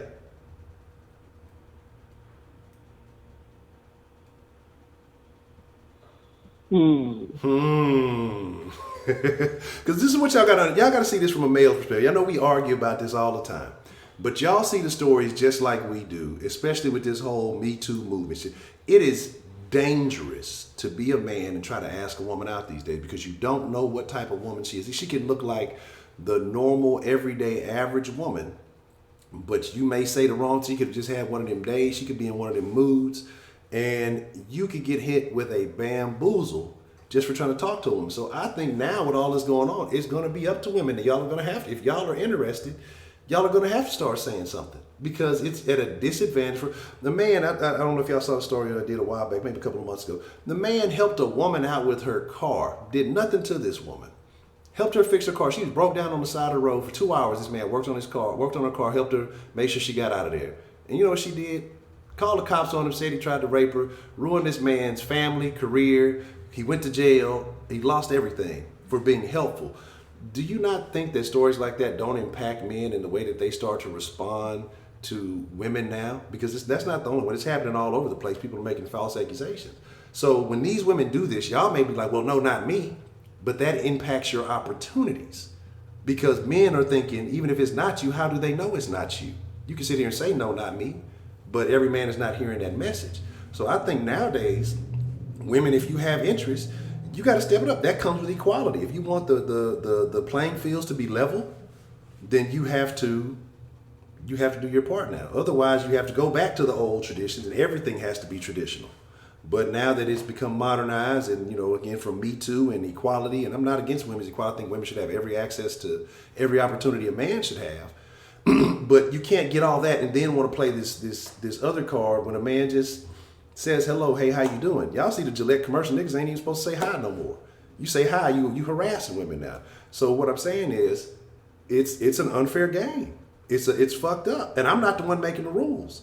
I have no issue if you like a chick, holler at her, say what you want to say. But when men are put in positions where your entire livelihood could be threatened for just speaking to a woman, it's a dangerous game. Y'all have to start stepping it up. If y'all are interested, y'all have to start making it known. Like it can't be, the onus cannot be all on the man anymore. It doesn't work like that. Well, I guess more men do expect women to be more forward with asking them out. I don't know. Shit. It's a new generation. That's how they do things. I guess maybe it's more of a 50-50 thing now. I don't know. Now, Bad Bridge, I see you say men approach their interest plain and simple. Now, I agree up until a point, but a man with something to lose, he's going to debate it. And I guarantee you, more men who have done, well off for themselves, and they're kind of in a surface, they're going to start curating who they are hollering at because of everything that they have, they're at risk of losing. So they're going to be more like, this may be the move, this may not be the move. I don't think that's true that men always approach when they interested. Sometimes they can be intimidated or don't want to they fear rejection. So that's not always true. They're going to approach every woman that they're interested in.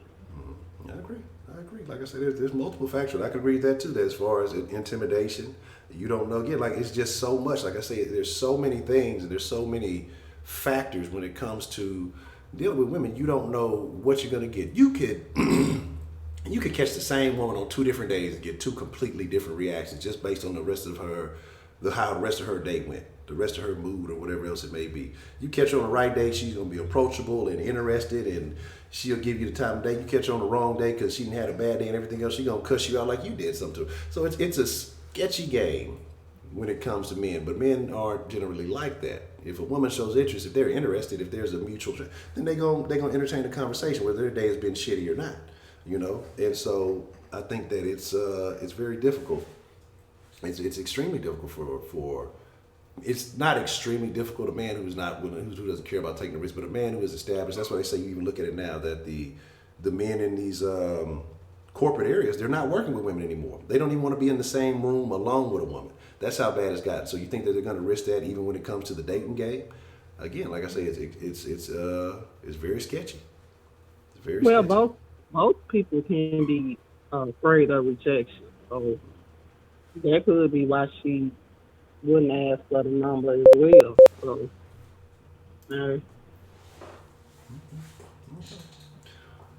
But I honestly believe that. Anyway, moving along. Moving along.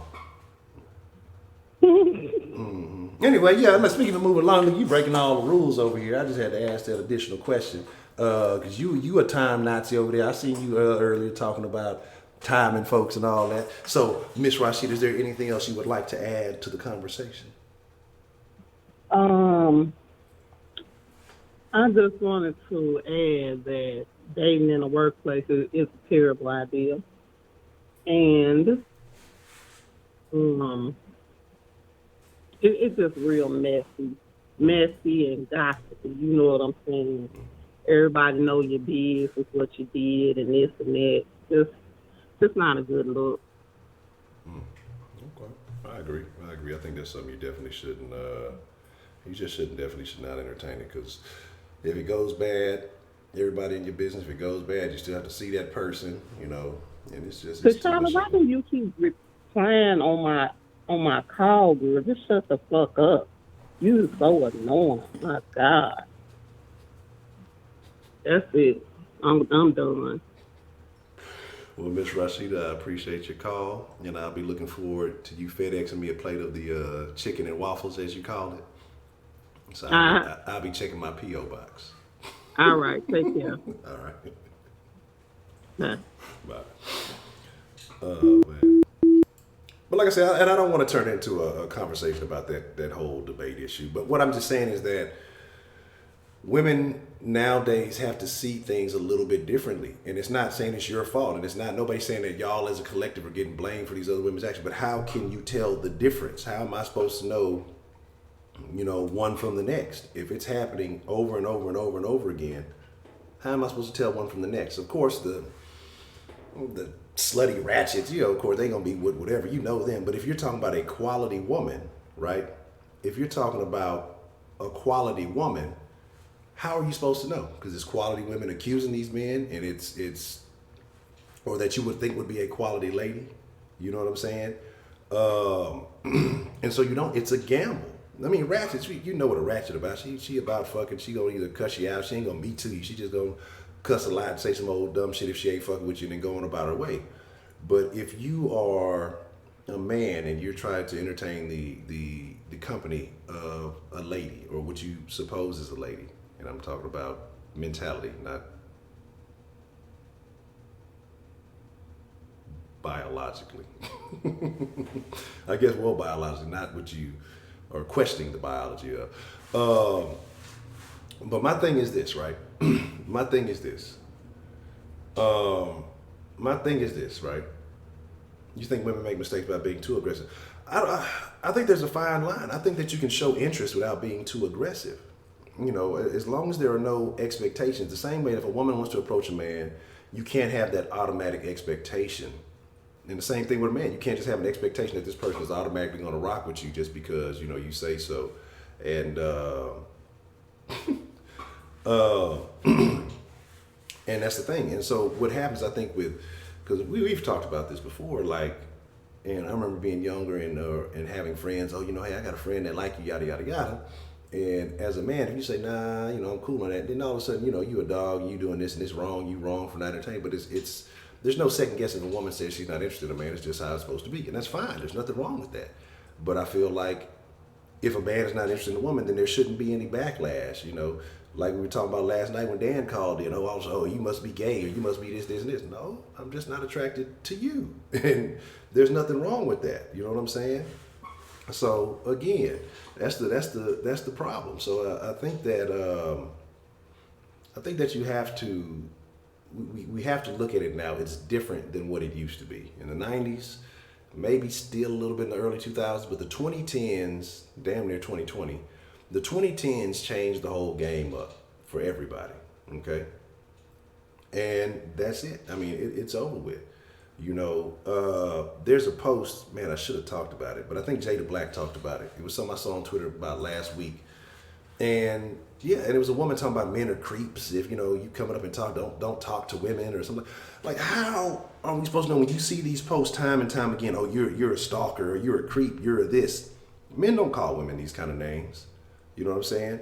Men don't call women, oh, if she came up and talked to me, she's a stalker, she's a creep. Now, after they done piped her down and then she following you all over the place, she can put the tracker on your car and doing all that shit, then she might be a stalker, she might be a creep, she might be all of these things.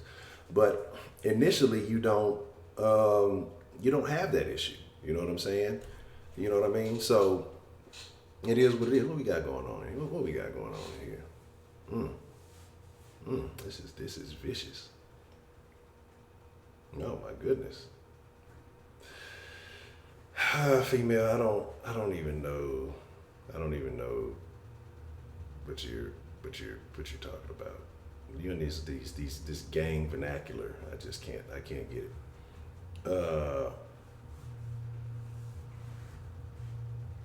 You know. Yes, it is some tension. See, this is why women can't put women together, because y'all don't really want to work together. When do men okay, we got a call coming in, we'll come back to that. What's the motherfucking deal? Who do we have calling in to the den this afternoon?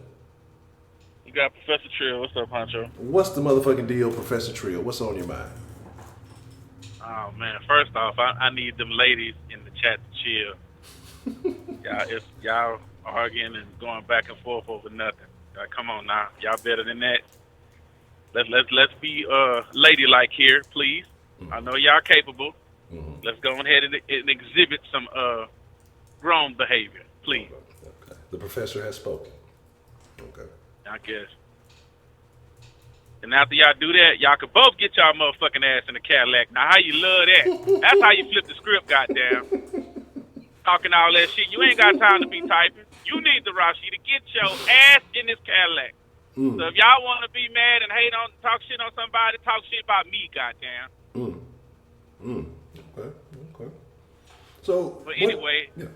Oh, go ahead. Well, I was just asking, what are your thoughts on some of the calls so far? What are your thoughts on the appropriate place to meet someone at, when you're trying to find somebody a little bit more serious, not a one-night stand type of affair? I got you. And Rashida, I love you like a play cousin, but that's terrible advice. That is not the man that you want. Trust and believe.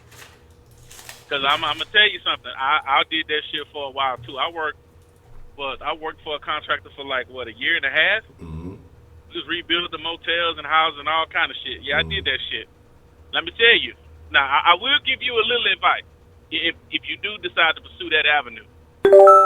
If you're really looking for a contractor in one of those type of establishments, look for the dude. He's gonna have on a polo shirt, some clean pants and or slacks, and some nice shoes. He gonna be clean. He not gonna be dirty. Mm-hmm. I'm gonna tell you that off rip. and he gonna have at least 2 cell phones. This is true. All contractors have at least 2 cell phones. One is their work phone, the other one is their personal phone. Now I'm gonna tell you something, ladies. You don't want to fuck with no contractor like that, because I guarantee you, he done fucked a couple of them women, but not who he done work for. Oh yeah. I'm gonna tell you that off the rip. I'm just gonna tell you that off the rip. Them niggas is some hoes. And then even if he married, he got the perfect cover. I did some work for her. Of course her number is stored in my phone. Come on now, ladies. I know y'all smarter than that. Don't fall for the banana in the tailpipe. I'm gonna tell you that now. Because if your tailpipe is available, that banana going in. I'm gonna tell you that off rip. Oh man. So, if you choose to pursue, don't say I didn't warn you. Now, as far as the topic, to be honest with you, Honcho, I thought I knew, but I really don't know, bro. I don't. It's like, it's so hard nowadays, because I think that if you, like, it's, to me, I think the most difficult way is to how to tell a chick while she on her job, especially if she busy. So sometimes you'll be like, you know what, I catch her on the flip side, I come back. Then when you come back, she not there. So now you got to keep going back to see when she there. And it's a pain in the ass, because you never know. She could have been a temp. Yeah. You know what I'm saying? Or something like that. And so now you done missed that opportunity because you ain't want to bother her on her job. Then you got the ones that look like they stressing out at their job. And you like, damn, she look good, but I don't know about her state of mind. I ain't really fucking with that right now. But then you on the other side, you like, well, maybe she just needs somebody to show her a good time. So it really depends on how you look at it. But I think meeting a girl at college was cool. And it was until, like you said, up until the 2010 or 2010. Now women are so motivated. I'm just trying to deal with this. I don't have time for no dudes. They don't want to give you the time of day. All you want to do is fuck. I came here for a reason. I ain't come here to talk to no niggas. I heard that one before. So, where is the good appropriate place? I guess, Honcho, we're gonna have to stick with HEB, bro. Hey, hoes everywhere, boy. What you mean? Yeah, and ladies, I think that's also an appropriate place to meet guys too, because it's just the way I'm thinking about it. I think it's best to meet people when their intentions for going to that place are more honorable. Yeah. If you meet a nigga at a club, a nigga go to the club to find some pussy. I'm gonna tell you that straight off rip. A nigga go to the grocery store to make groceries. Yeah. So he not there just hunting no pussy. And every man, good men, bad men, hoe ass niggas, bitch niggas, good niggas, all them gotta go to the grocery store. True. And if you see him by himself picking shit off and putting it in the basket, look in the basket. If he got a bunch of hungry man meals, one, either he broke or the nigga can't cook. Yeah. But if he got fresh fruits and vegetables and meat and seasoning and shit, and let you know right off rip, at least he trying to cook or he can't cook. One of the two. I don't know, but I think that could be a mix-up though, because look, I'm gonna keep it 100 with y'all. Like I said, I tell you, I don't mind going to the grocery store, but usually my old lady got to send me a list, because I'm just going, niggas gonna make bad decisions when it comes to, I can cook a little something, but niggas just go, get some whatever. So if you go and you looking at the hungry man meals, could mean that he doesn't have a woman in his life cooking something for him. And then the fresh fruits and vegetables and stuff could mean that, hey, the old lady, he might just be out coming after work or whatever it is. He's stopping and picking up some stuff, and he's going to get a good meal prepared for him. So it's a little bit of a gamble, but you got to take that risk. But this is where, like I said, you pay attention. If he's reading off a list, somebody wrote or sent him that list. If he ain't using no list, because I don't use no fucking list. If I want to cook something, I know what the fuck I need. Yeah. I don't need no list or no reminder of what the fuck I need. So again, just kind of pay attention. And if you want to call it stalking, then fuck it, we can call it stalking. But it is what it is. You ain't just finna approach nobody cold turkey, not having no kind of idea who the fuck they is or what they about. You gonna pay attention to little shit to try to figure it out. Yeah. Everybody does that, men and women. So while the men be called out a creep for peeping out a woman, it is what it is.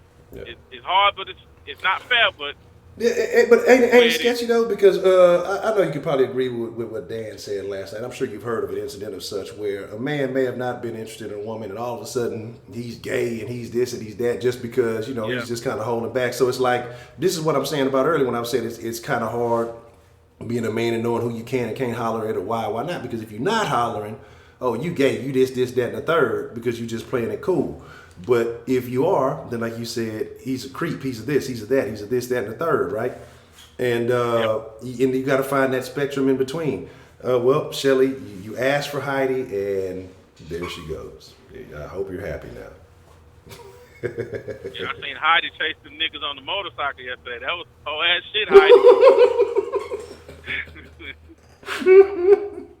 I know that dude with the camera. I know he's shit a motherfucking freak, bro. What I almost shit for him. But here's the deal. Do you think the driver even saw it? No, that motherfucking tiger was gaining ground, bro. That was the scariest part. That nigga had a pursuit angle on their ass, bro. I'm like, bro. Man, because as soon as I seen him kind of like, once you just saw that figure kind of come out them woods, I'm like, this is going to be a tragic situation. Then but I'm glad. If he would have told him, I think they'd have been dead. If the driver would have looked back and I think he would have overreacted. It would have been a bad situation for him. So it was probably the best move that he didn't even make him aware of that, because that shit there, like I said, that ain't no damn pit bull. Pit bull, you can kind of how to handle that. It ain't gonna be safe either way. It's a full blown fucking pit bull can't tiger. Run that fucking fast, man. That motherfucker. Not that Shere Khan came out the fucking woods, nigga. Like, what the fuck is going on? That shit was scary. Okay, yeah. But, okay, so, yeah, but you're saying, and I agree with the grocery store. What other places like a grocery store? Do you think, somebody mentioned a library earlier. Do you think a library is a good place to meet people? Yes, because it's quiet and there's a better chance that you having a one-on-one conversation. Because because just the atmosphere. I used to think church, not no more. Well, what changed about church? I think church is one of the worst places because all the motherfuckers that's in there is in there for a reason. That's a very good point. Everything glitter ain't gold, my nigga. Because they be up in, and I mean, come on now. We all know about the pastor's daughter. She wear the right clothes, cover everything up. But as soon as you get that motherfucker one-on-one, she a freak. These are She factuals. got them tendencies. Yes, these are factuals. Because she has been sheltered. And you call that a stereotype all you want to, but man, I want to say that's about at least 70% accurate. Yeah, I will agree with you. Lord have mercy. And once they get out their daddy and mama house, it's on and popping. Yeah, it is trouble. It is definitely a situation after that. So you definitely that's the conundrum, especially when you're dealing with kids. If you can't over shelter them, but you can't let them be. Everything has, I guess, a spectrum. You can't over shelter them because once they get out, then they're gonna wild out. But I guess it's better for them to wild out later than sooner. But if you let them be too free at a young age and shit, you basically headed for the same situation. So it's like, and it's the same thing with holiday women. Anything you do, I guess it's just you just got to find that sweet spot of where you're supposed to. But I guess that balance or whatever it is. But yeah, that's tough, man. But that's a very good point though about church. Everybody in that motherfucker hiding something. Goddamn it. Yeah, and then also the point about the library is how many people actually go to the library? Not very many. No, that's true. They could all do it from their phone. So it's so much. Everything is just a button away, especially from your cell phones. People ain't going out and doing shit no more. No. So it's harder to meet people in person. So what do? You go online, and then when they go online, they don't want to be social with nobody. You on social media, but don't want to talk to nobody. I don't get it. I don't get it. This is true. What is the point of having a private page on social media? Social and private are complete fucking opposite. I don't get it. I don't want to be approached by the creeps. Look, if you look good, motherfuckers is gonna holler at you. No matter where you at or what you doing, motherfuckers is gonna shoot they shot. Yeah. And that annoys the shit out of you. But wait till you get about 30, 35. Yeah. The motherfuckers ain't coming at you no more. Now you trying to do everything to get all the attention you can. Or niggas ain't shit now. They just that and other all the stuff when you had the access, it was all cool. But then once you lose, y'all missing out on a good woman. I'm a good woman. How is any nigga supposed to know if you never give a nigga a chance? So I don't know. And you could miss out on a good nigga if you never give him a chance. So it works both ways. Yeah.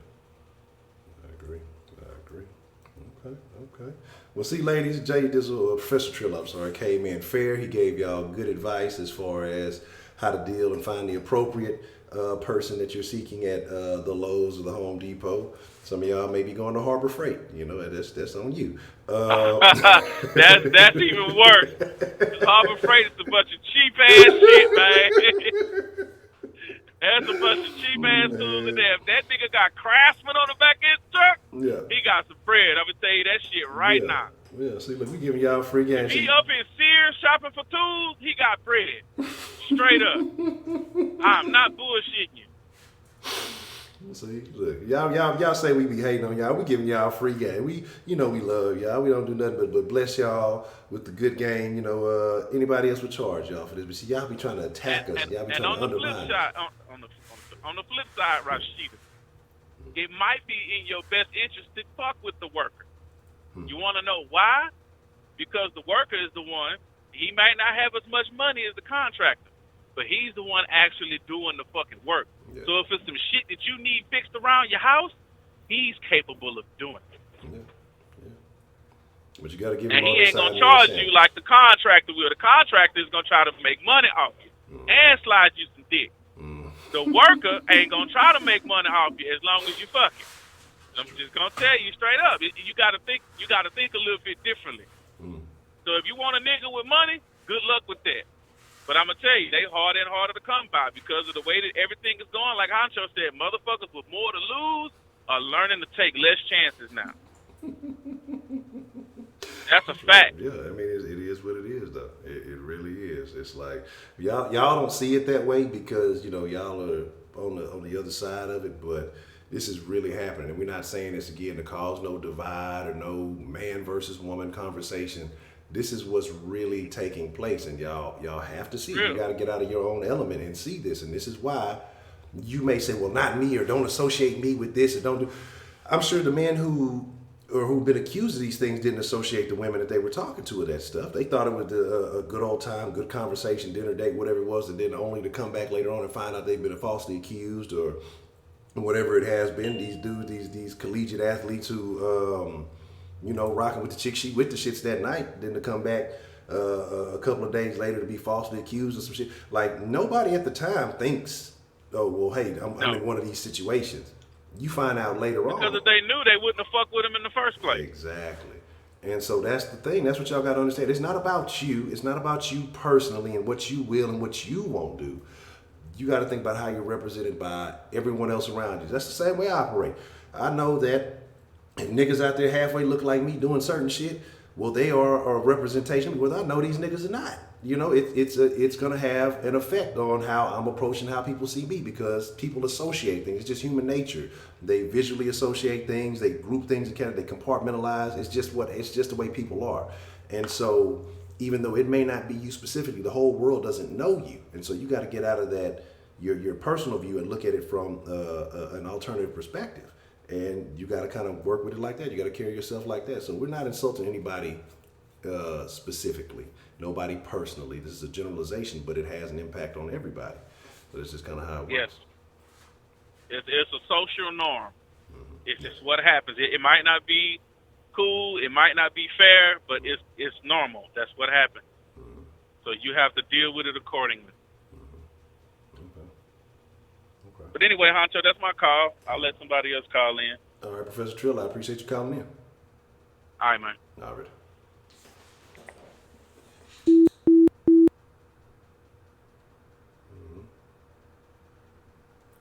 Yeah, I agree. But you have and I want to agree with that, and I wish that could agree with 100% now. But there's these silent standards that are out there, and that's where I think you see a lot of this stuff happening. Like there are certain expectations that some women, again not all, are having, and this is where guys are getting caught up. Like guys are necessarily not even doing it, but they have these women have certain standards that they expect, but don't convey that message. Then people get caught up with it. And I think it's the same thing with men also, but it's not like, but men aren't pressing charges on women. They just may go out and finagle. They may go out and do other shit. And that is not going to get you jail time. It's not going to ruin your career. It's not going to ruin your life. It may hurt you emotionally, but women have access to ruining lives, and some women don't give a shit about that. And again, if you've worked hard to build something up to put yourself in a certain position, you don't want to take that risk, and some of y'all are damn good actors and actresses or whatever you want to call it. So, and that's why I say right now in the business world, it's especially tough, especially in that corporate setting. It's extremely tough for ladies to come up, and there's a lot of well qualified women. That's something I will never doubt. I'll never say that there isn't.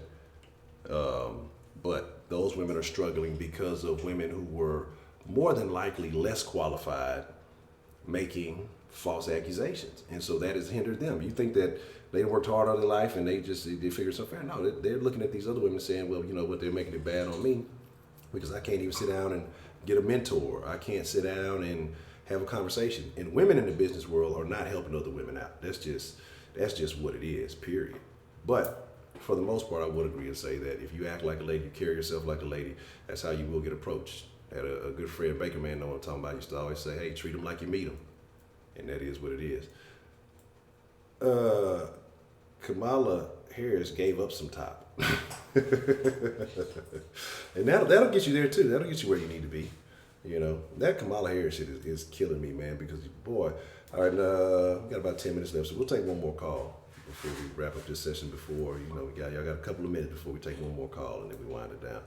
But the thing about Kamala, it kills me how many people are caping for Kamala Harris. Oh, she's black, this, and this, and she's African American. And like I said, Don Lemon even disputed that with the other chick. And the chick changed the argument from her being African American to just about being black. She's like, well, she's Jamaican, and Jamaicans aren't African. Well, there were Africans that were stopped in Jamaica, but that doesn't make her African American. But there's no disputing the fact that she's black, and that's not the conversation we were having, though. You know what I'm saying? That's not what we were having. Here's my thing about Kamala Harris. Okay, all right, I'm gonna take this call, and then I'm gonna spill some shit on Kamala. Kamala Harris.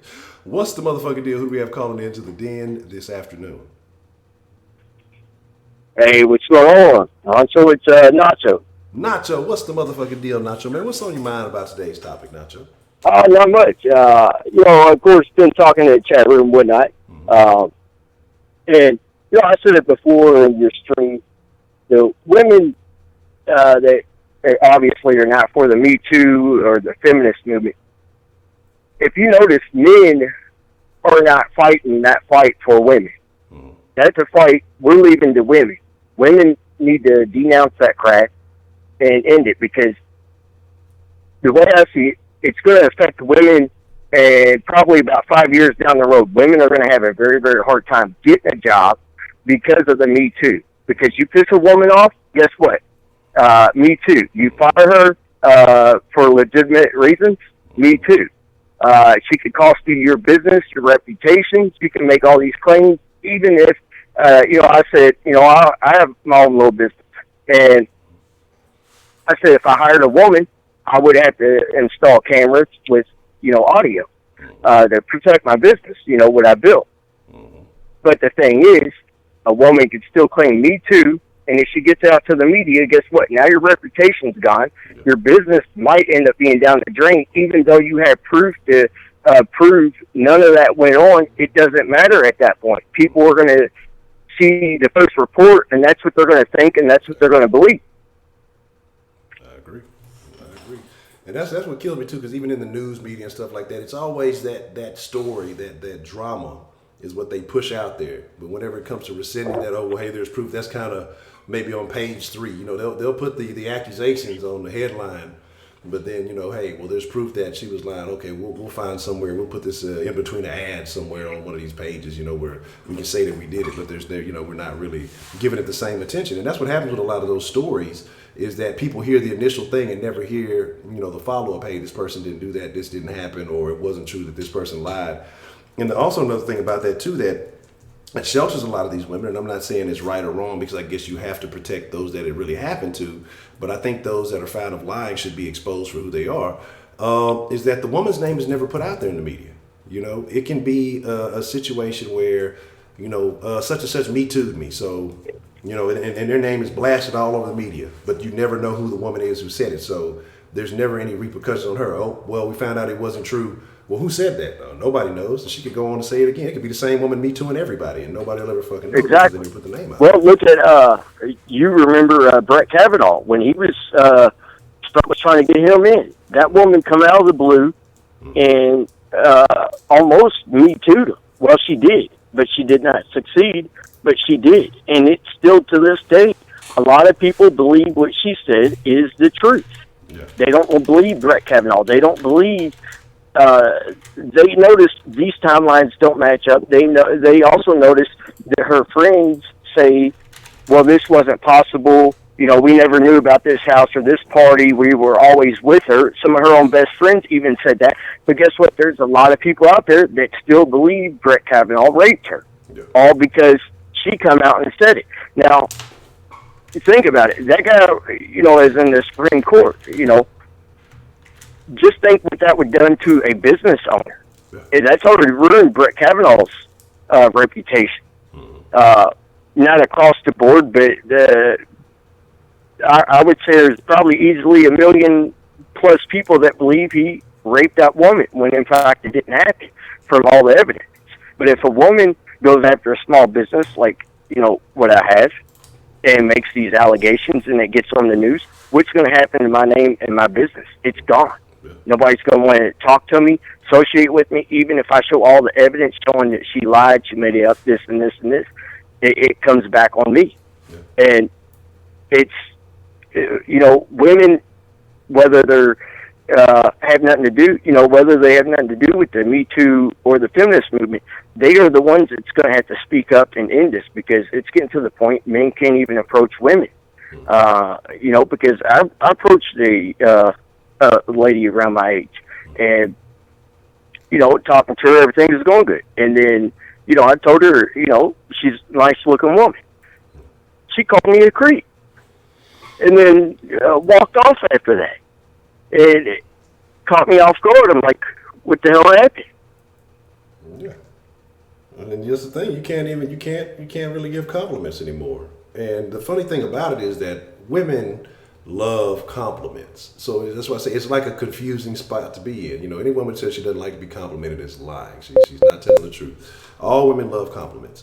But if you say something now, depending on the woman that you come across, whether she's receptive to it or not, you're either a pervert, a creep, or you're some type of asshole, or exactly. You get hit with the Me Too thing. Well, and here's a double-edged sword. Mm-hmm.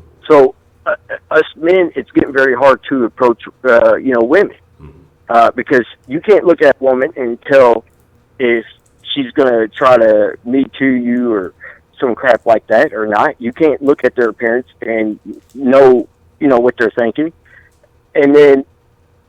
And then if the woman approaches you, you're not attracted to her, and, you kind of blow her off, well, guess what? Now she could turn around and Me Too you that way, too.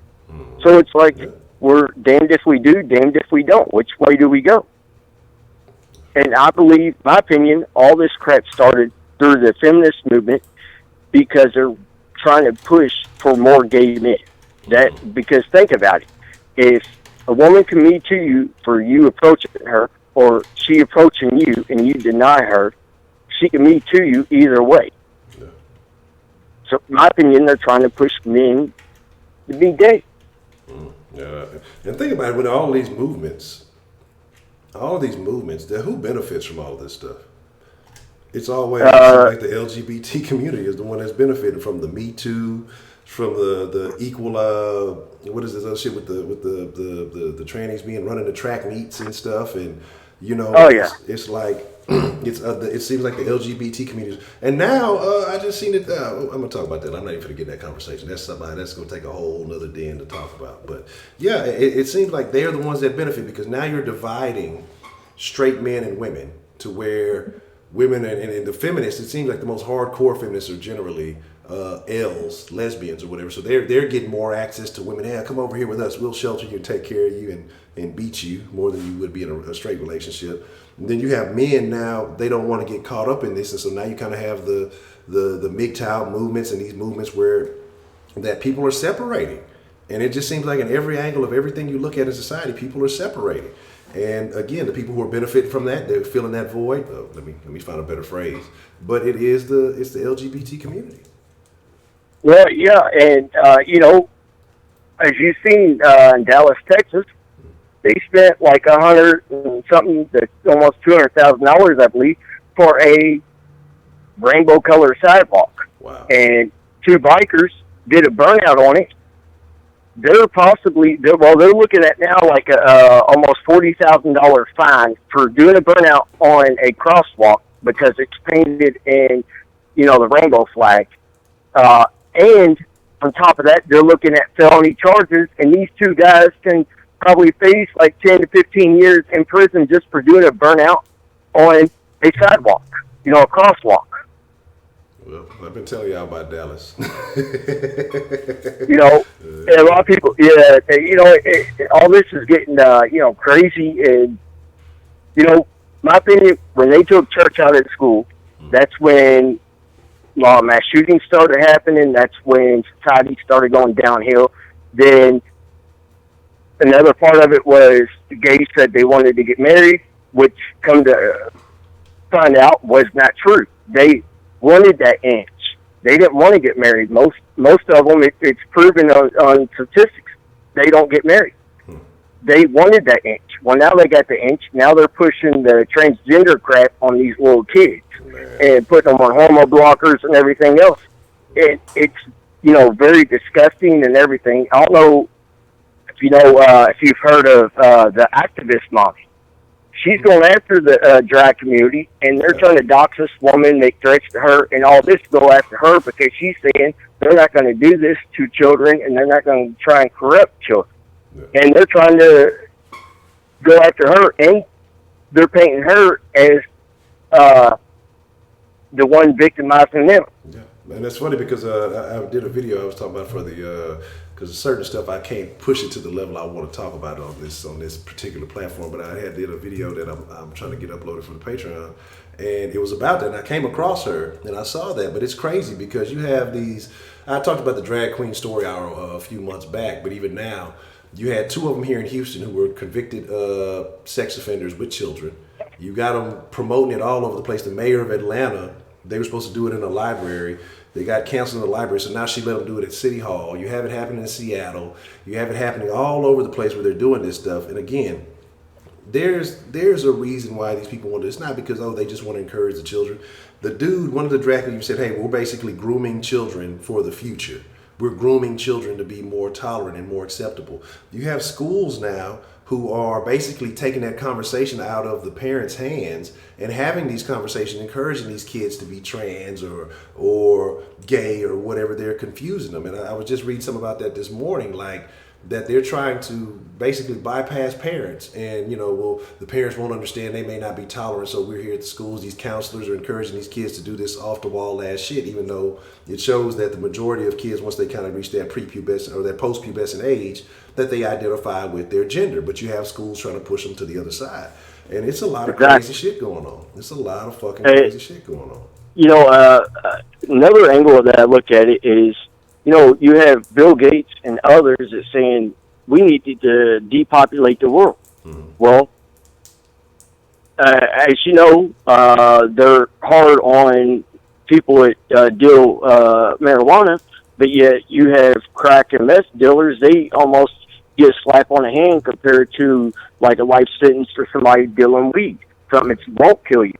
But but somebody's doing, crack or weed that's going to kill you, they almost get a pass. And if you push the transgender and the gay movement, what's that going to do? You can't reproduce at that point.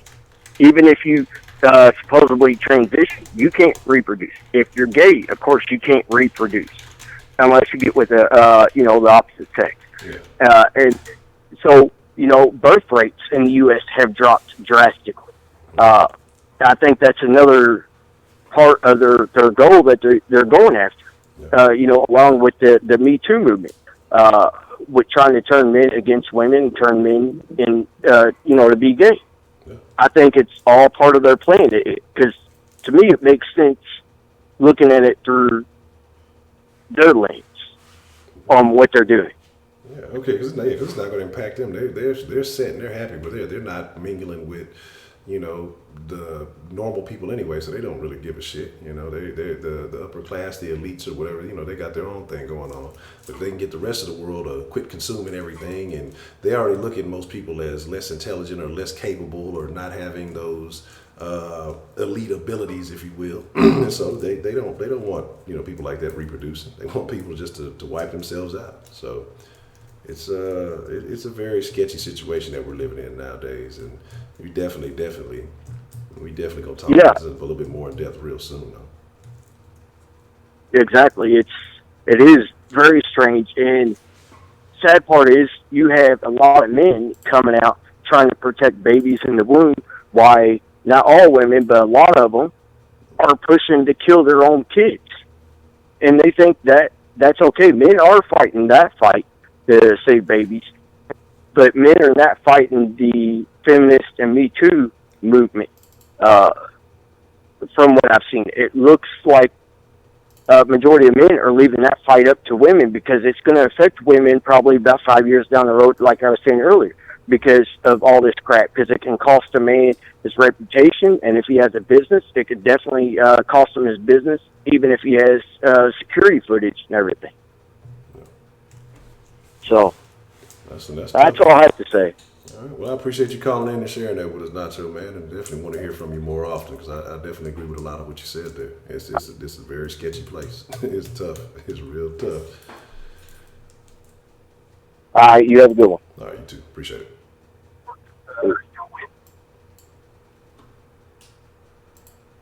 Heidi, you shut your tiger trap.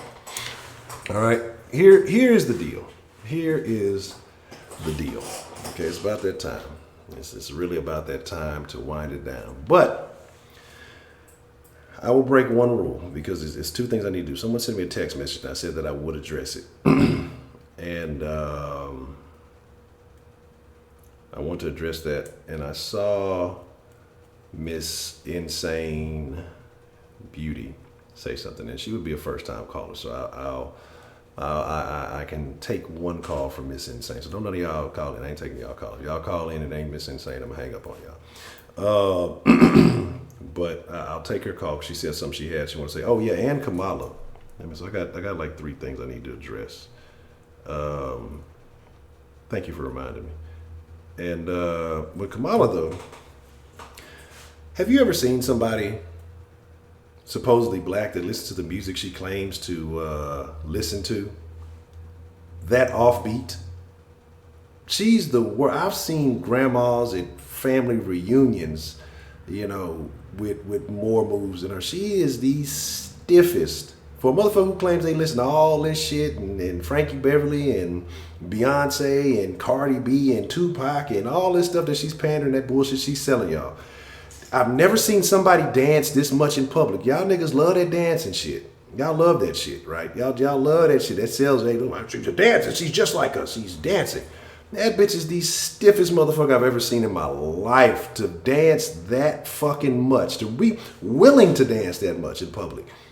That is the worst shit I've ever seen. That's to take all the black points y'all trying to give her away right there. She's fucking terrible. Like, I've never seen somebody so offbeat in my life. Like, never, ever, ever, ever in my life. And this is like surpassing all races. Like, the worst. But motherfuckers love, oh yeah, she had a band come and play when she was walking down, and she was offbeat from the band. She was fucking offbeat from the fucking band. Like, I mean, like, she was just like, come on, man. She danced all over the time. She was dancing at the Pride Parade. She was double pandering. How you offbeat? How you celebrating with the gays? Look, I may not agree with the gays that much. But them motherfuckers be dancing they motherfucking ass off, right? You know, she can't even dance with the gay. Like, she double bad. You know, black people supposed to have, you know, really, look, I ain't gonna talk shit. I ain't got the most rhythm. You know, I got my little two-step, you know, and then, you know, I get a little liquor in me. I got a little something, you know. I dance like somebody, grandpa. Can you feel me now? Can you feel me now? Now, can you feel me now? Now, can you feel me now? Hold up now. Now, hold up now. But anyway, she over there offbeat at the gay pride parade. She offbeat everywhere. She was dancing on that little fake Cardi B video. She's doing all kind of movies. If you just look up Kamala Harris dancing, and I guarantee you gonna get offbeat because she's so fucking offbeat. Like you gonna have to try to like recalibrate your, you know, what is this shit, the metronome?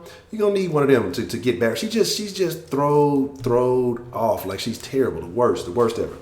But anyway, here's my thing about Kamala, right? And I retweeted this earlier. Why do we give Kamala all this credit? Black people love Kamala. Oh, she's a black woman, you know, this, and this. We're giving her all those props, right? And she's half black, Jamaican, not really African American. Was a prosecutor, did all this other stuff, did stuff to oppress the black folks, right? But Ben Carson grew up in the hood, got up out the hood, brain surgeon, both parents were black, did very well for himself, right? Did extremely well for himself. But he's all kind of coons. He calls all, her dad's half black? Well, there she goes. She all the way out of it. But, you know, and so what is she, like a quarter then? So there, he's like, again, who we got calling this? It better be insane. I said if it ain't insane, I'm hanging up on y'all. What's the motherfucking deal? Who we have calling into the den this afternoon? Oh, who we got calling? Is Miss Insane? Okay. All right, how you doing? Hold on, let me get your audio. I'm doing. Okay. Look, I was listening to your caller, and I'm a survivor. Okay, my sister's ex-husband raped me when I was very young, and it's been a hard thing to live with. You know, I'm a lot older now. I got 4 kids, so I've had to learn how to deal with it. But this Me Too movement everybody's talking about, what guys need to understand is a lot of times women react this way because we are survivors, and we don't trust men. And if you get to know somebody first as your friend, you got a whole lot better chance of hooking up with somebody that's going to be good to you and spend the rest of your life with you. You know, my daughter gets guys hitting up her all the time on Snapchat or whatever. She's like, no, next. You know, she's like, dude, you got to hit me up on social media. There's something wrong with you. And I agree with her.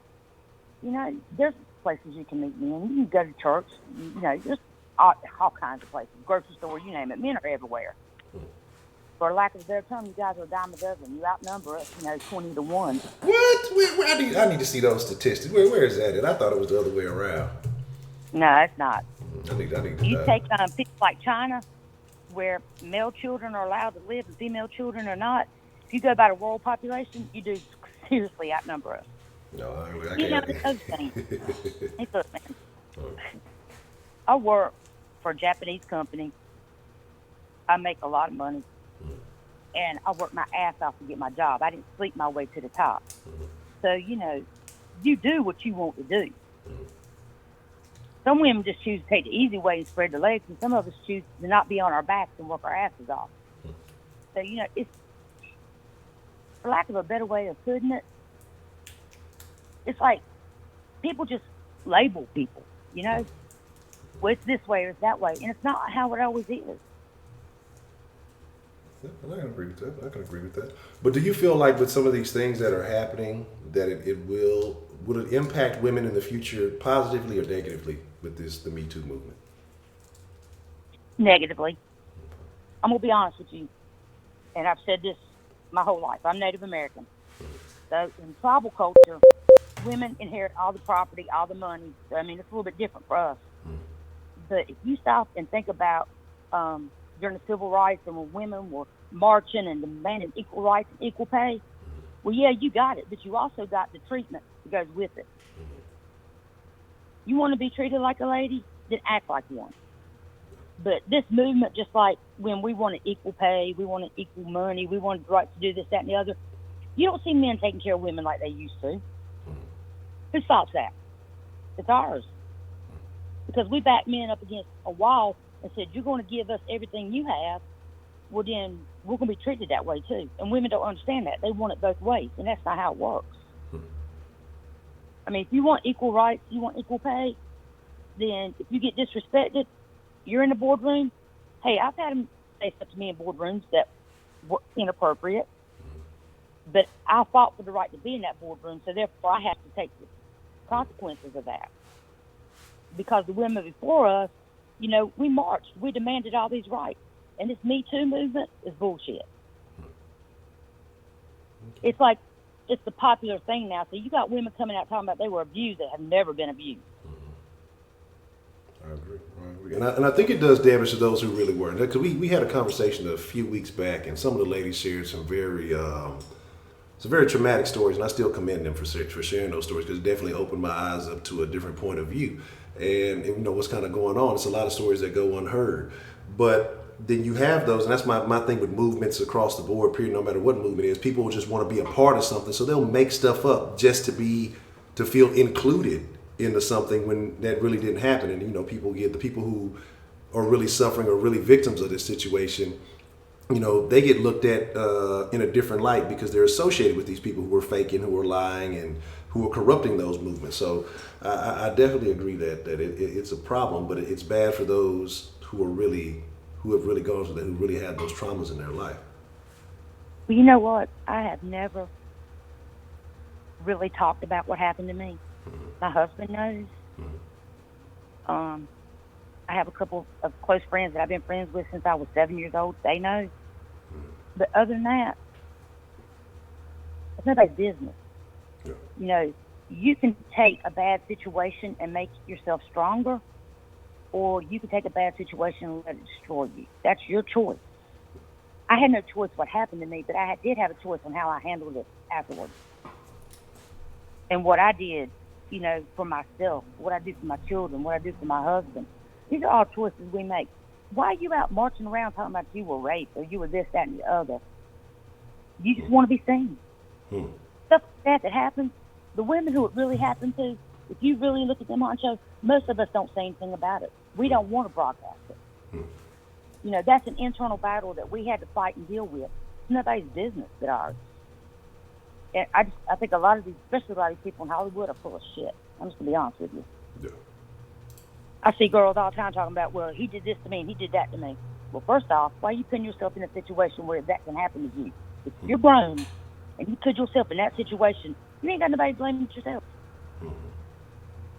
It's real easy to blame everybody else, but we don't take accountability for our own actions. And that's a big part of this Me Too movement. Okay, you slept with that dude in Hollywood because you wanted that job. Therefore, he didn't rape you. You chose to sleep with him. That's your shortcomings, not his. You're the one that said, okay, you could have got up and walked out. Maybe you would have been a movie star, but you could have got up and walked out. And that's just kind of how I look at it. I agree. Maybe I'm wrong, but, you know, I think a lot of times women allow things to happen to them because they want the payoff. But then afterwards, they're like, oh, yeah, you did this to me or you did that to me. Well, you put yourself in that situation for that to happen. Why did you do it? Why did you let them do that to you? I agree. But as a gender, we are strong. And, you know, we need to demand respect. If you get respect, you got to act like a lady. You got to give respect back. And you're not seeing that in society nowadays.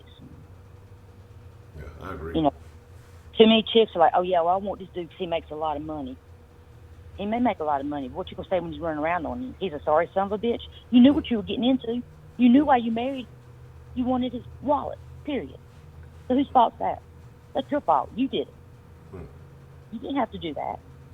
So, I mean, a lot of the stuff that everybody's screaming on the internet, and, you know, they're on the news, and they're saying this, that, and the other, you brought that shit on yourself. Look, I was 13 when that shit happened to me. I couldn't fight back. I couldn't do anything about it. But now I could. Now I've never put myself in a situation that would allow me to become a victim again. And I think too many times women do that for the wrong reason.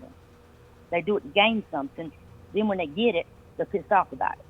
So now I'm a victim too. And it's just wrong. I don't agree with it.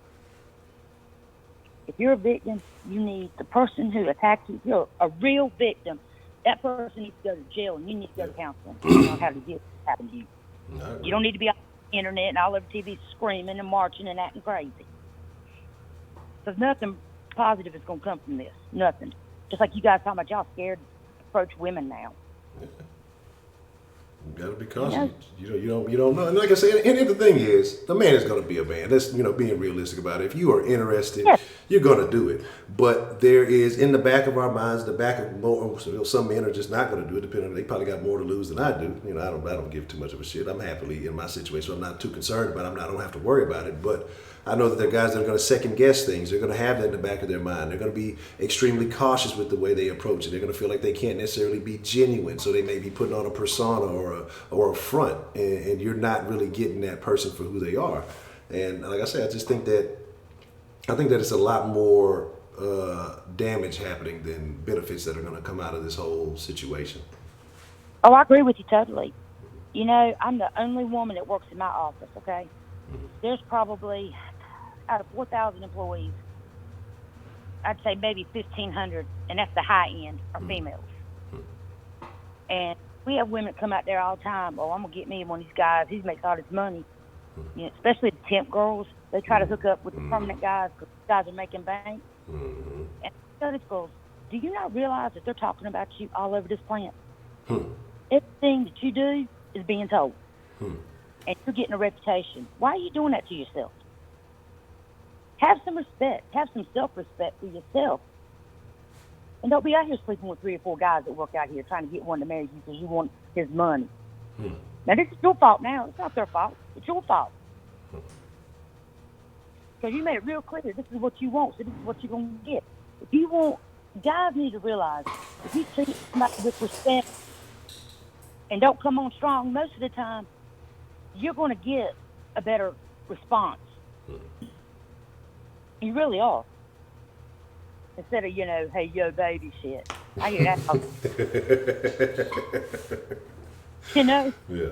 I'm like, dude, yo, baby, shut the fuck up. So you get what you get. It works both ways now. And that's what some people don't realize. Yeah. You want to be treated like, somebody, then act like somebody. Like I said, I work with all men. They don't talk shit to me. They know better. Yeah. I believe it. Hey, no, I'm going to tell them real quick. You need to quit acting like a damn fool. Quit embarrassing yourself and stop acting like a fool. And I've been at the same job for 26 years, and I see it all the time with these young kids coming in. All the time. Would you say that the newer generation of kids that you see coming in, do you feel like they're more entitled than maybe people were when you came in? Oh, God, yes. Oh, yeah. I'm going to tell you what, if my kids behave the way some of these children I see coming in now behave, I'd have beat their ass. I'm going to tell you, my daughter knows, let me catch you acting like a slut, see what happens to you. I don't care if you are grown. You won't raise that way, and you're not going to behave that way. And my son knows. I better never catch you disrespecting a woman, because God help you if I do. I mean, even now, I'm very vocal in their lives and their relationships. I tell them, that's not how you were raised, and that's not how you're going to act. And if you do, you better hope I don't find out about it. But I think I don't think there's anything wrong with that, because as a parent, I mean, you're a parent for life. It doesn't stop at 18. So you are still there to provide guidance and instruction. So I don't think anything wrong with that. No, but you got a lot of these parents who don't care what their kids are doing. They don't pay attention to them. They let them run around doing and saying whatever. Their job is finished, they think. But my son has a master's degree from Penn State, okay? And those kids were up there marching and acting all stupid when Donald Trump ran for president. And I told my son, you better pray to God I don't see your face up there. Because you can see me on TV whipping your ass. I did not pay $65,000 a semester for you to go to an Ivy League school and act like a damn fool. So, as parents, a lot of this crap is our fault. Yeah. Hey, be a parent. If you don't want to be a parent, keep your legs closed. Take birth control pills.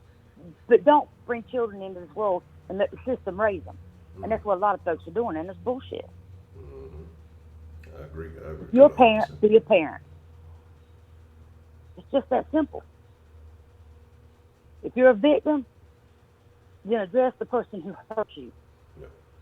Don't go running around on TV warping young kids' minds and putting this bullshit in their head. And that's what a lot of this mess is. And all this race dating and, man, I'm so sick of that crap. I don't know what to do. It's crazy. You got people who are capitalizing off making things seem much worse than they really are. And it's unfortunate that people see that as a legitimate option these days, you know, to try to make the world seem like, now there are problems here and there. Address those problems as they are. But when you go and you look for any and every little thing that you can find to try to make it into an issue, it's disheartening that people are really with this type of behavior. You know, and it is, my grandchildren are mixed, okay? I don't love them any less than I would if they weren't mixed. And I have a real issue with people going, oh, your grandchildren are mixed. Yeah, what the fuck is it? Your business. You know, my daughter could have married a sorry-ass white man. But she didn't. I mean, it don't matter what race you are. It matters what kind of person you are. And people, you know, this race crap is being played out by the Democrats and the Republicans. I'm sick of it. Because they're making it harder on our children. It really is. It's disgusting. And I don't understand, you know, where they think it's going to benefit anybody in the long run. Because it's not.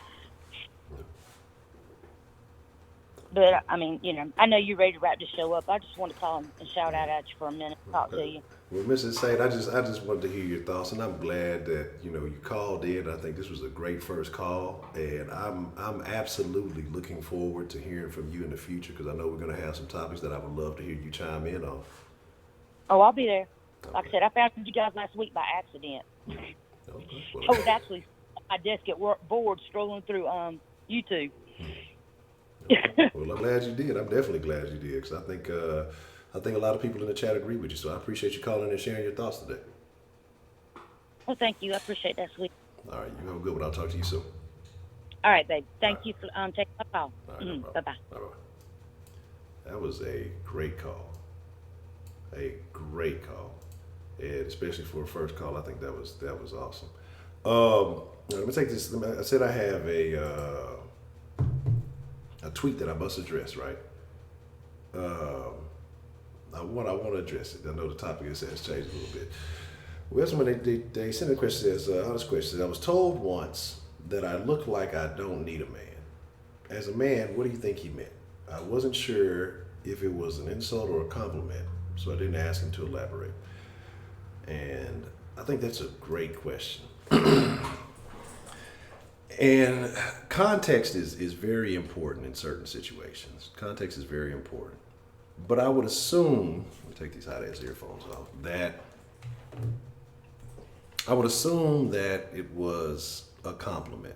Now, I don't know if it was, I wouldn't say it was backhanded or anything like that. Maybe a different way of saying that, you know, you appear to be an independent woman, that you got everything together, that, you know, you have, you know, everything going for yourself. Maybe the confidence is there, that you're doing well for yourself and all those other things, kind of an accumulation of all of that. Well, that's how it appeared to them. But could there be a negative to it? Let me try to play devil's advocate here a little bit. Let me see if I can finesse this a little bit. He might say you look like you're dyking.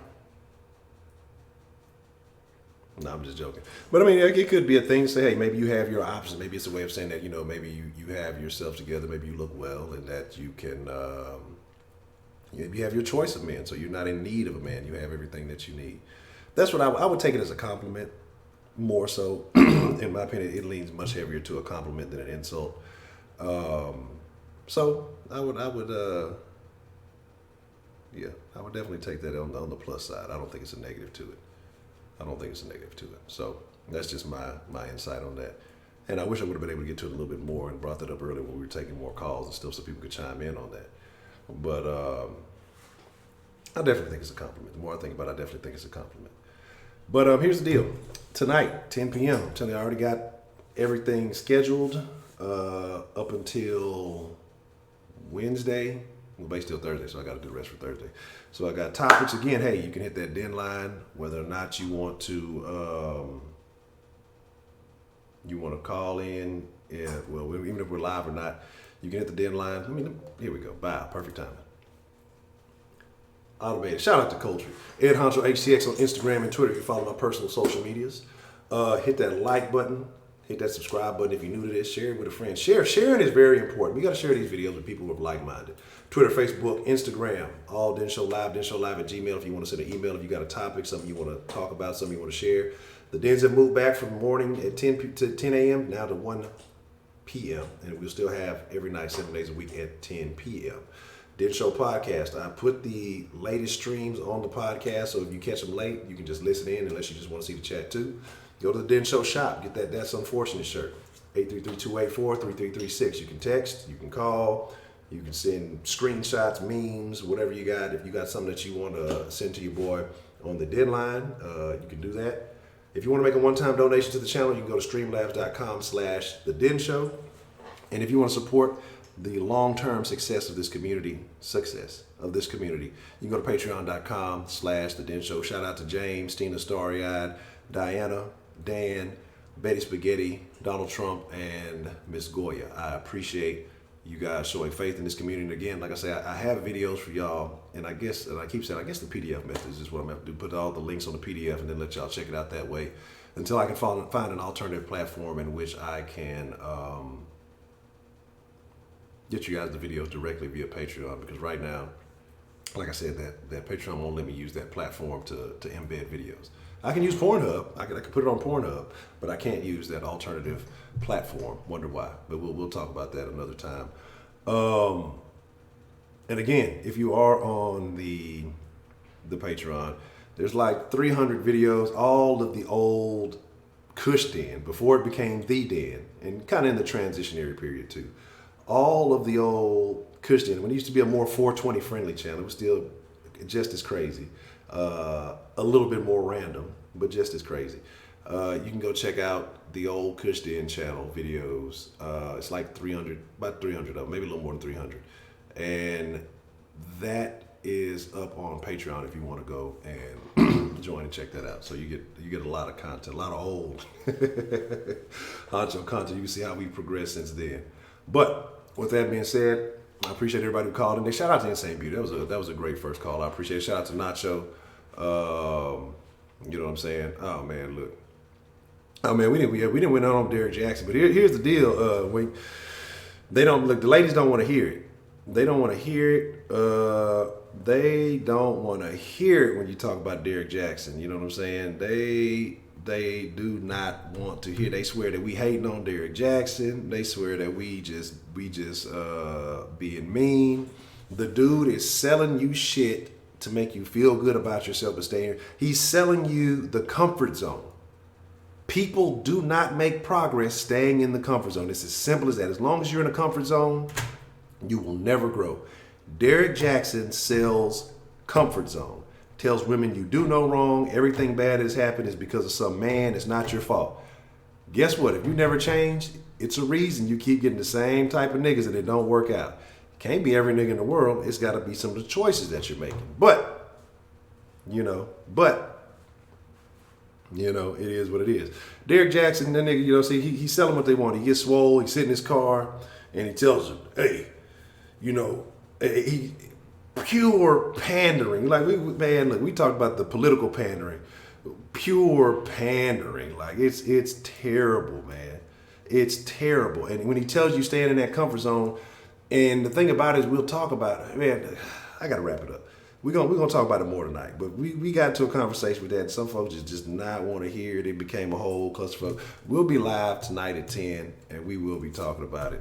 But shout out to everybody. I appreciate each and all of y'all. Some new content just dropped. We'll have a video dropping that just dropped at 3:15. We'll have another video dropping at 5:15.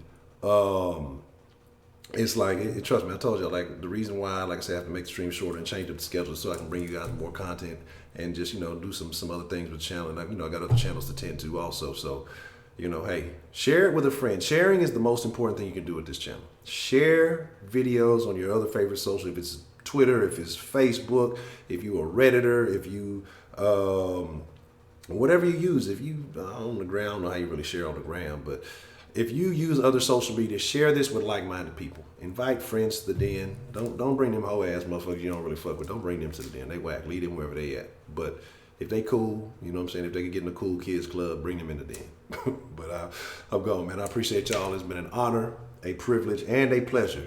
Thank you. Shout out to all the den folks. I'm gonna catch y'all tonight at 10, man. It's your boy Honcho. I'm out. I'm about to steal. I'm about to hustle somebody for a meal. Somebody in here is probably, I'm finna hit somebody with the races. I'm finna hit somebody with a race card. Who's gonna get hit with the race card? Wow. Kenneth. Fuck you and that outro music. I don't care. Nothing Kenneth got to say. I ain't agreeing with shit Kenneth got to say. I'm gone.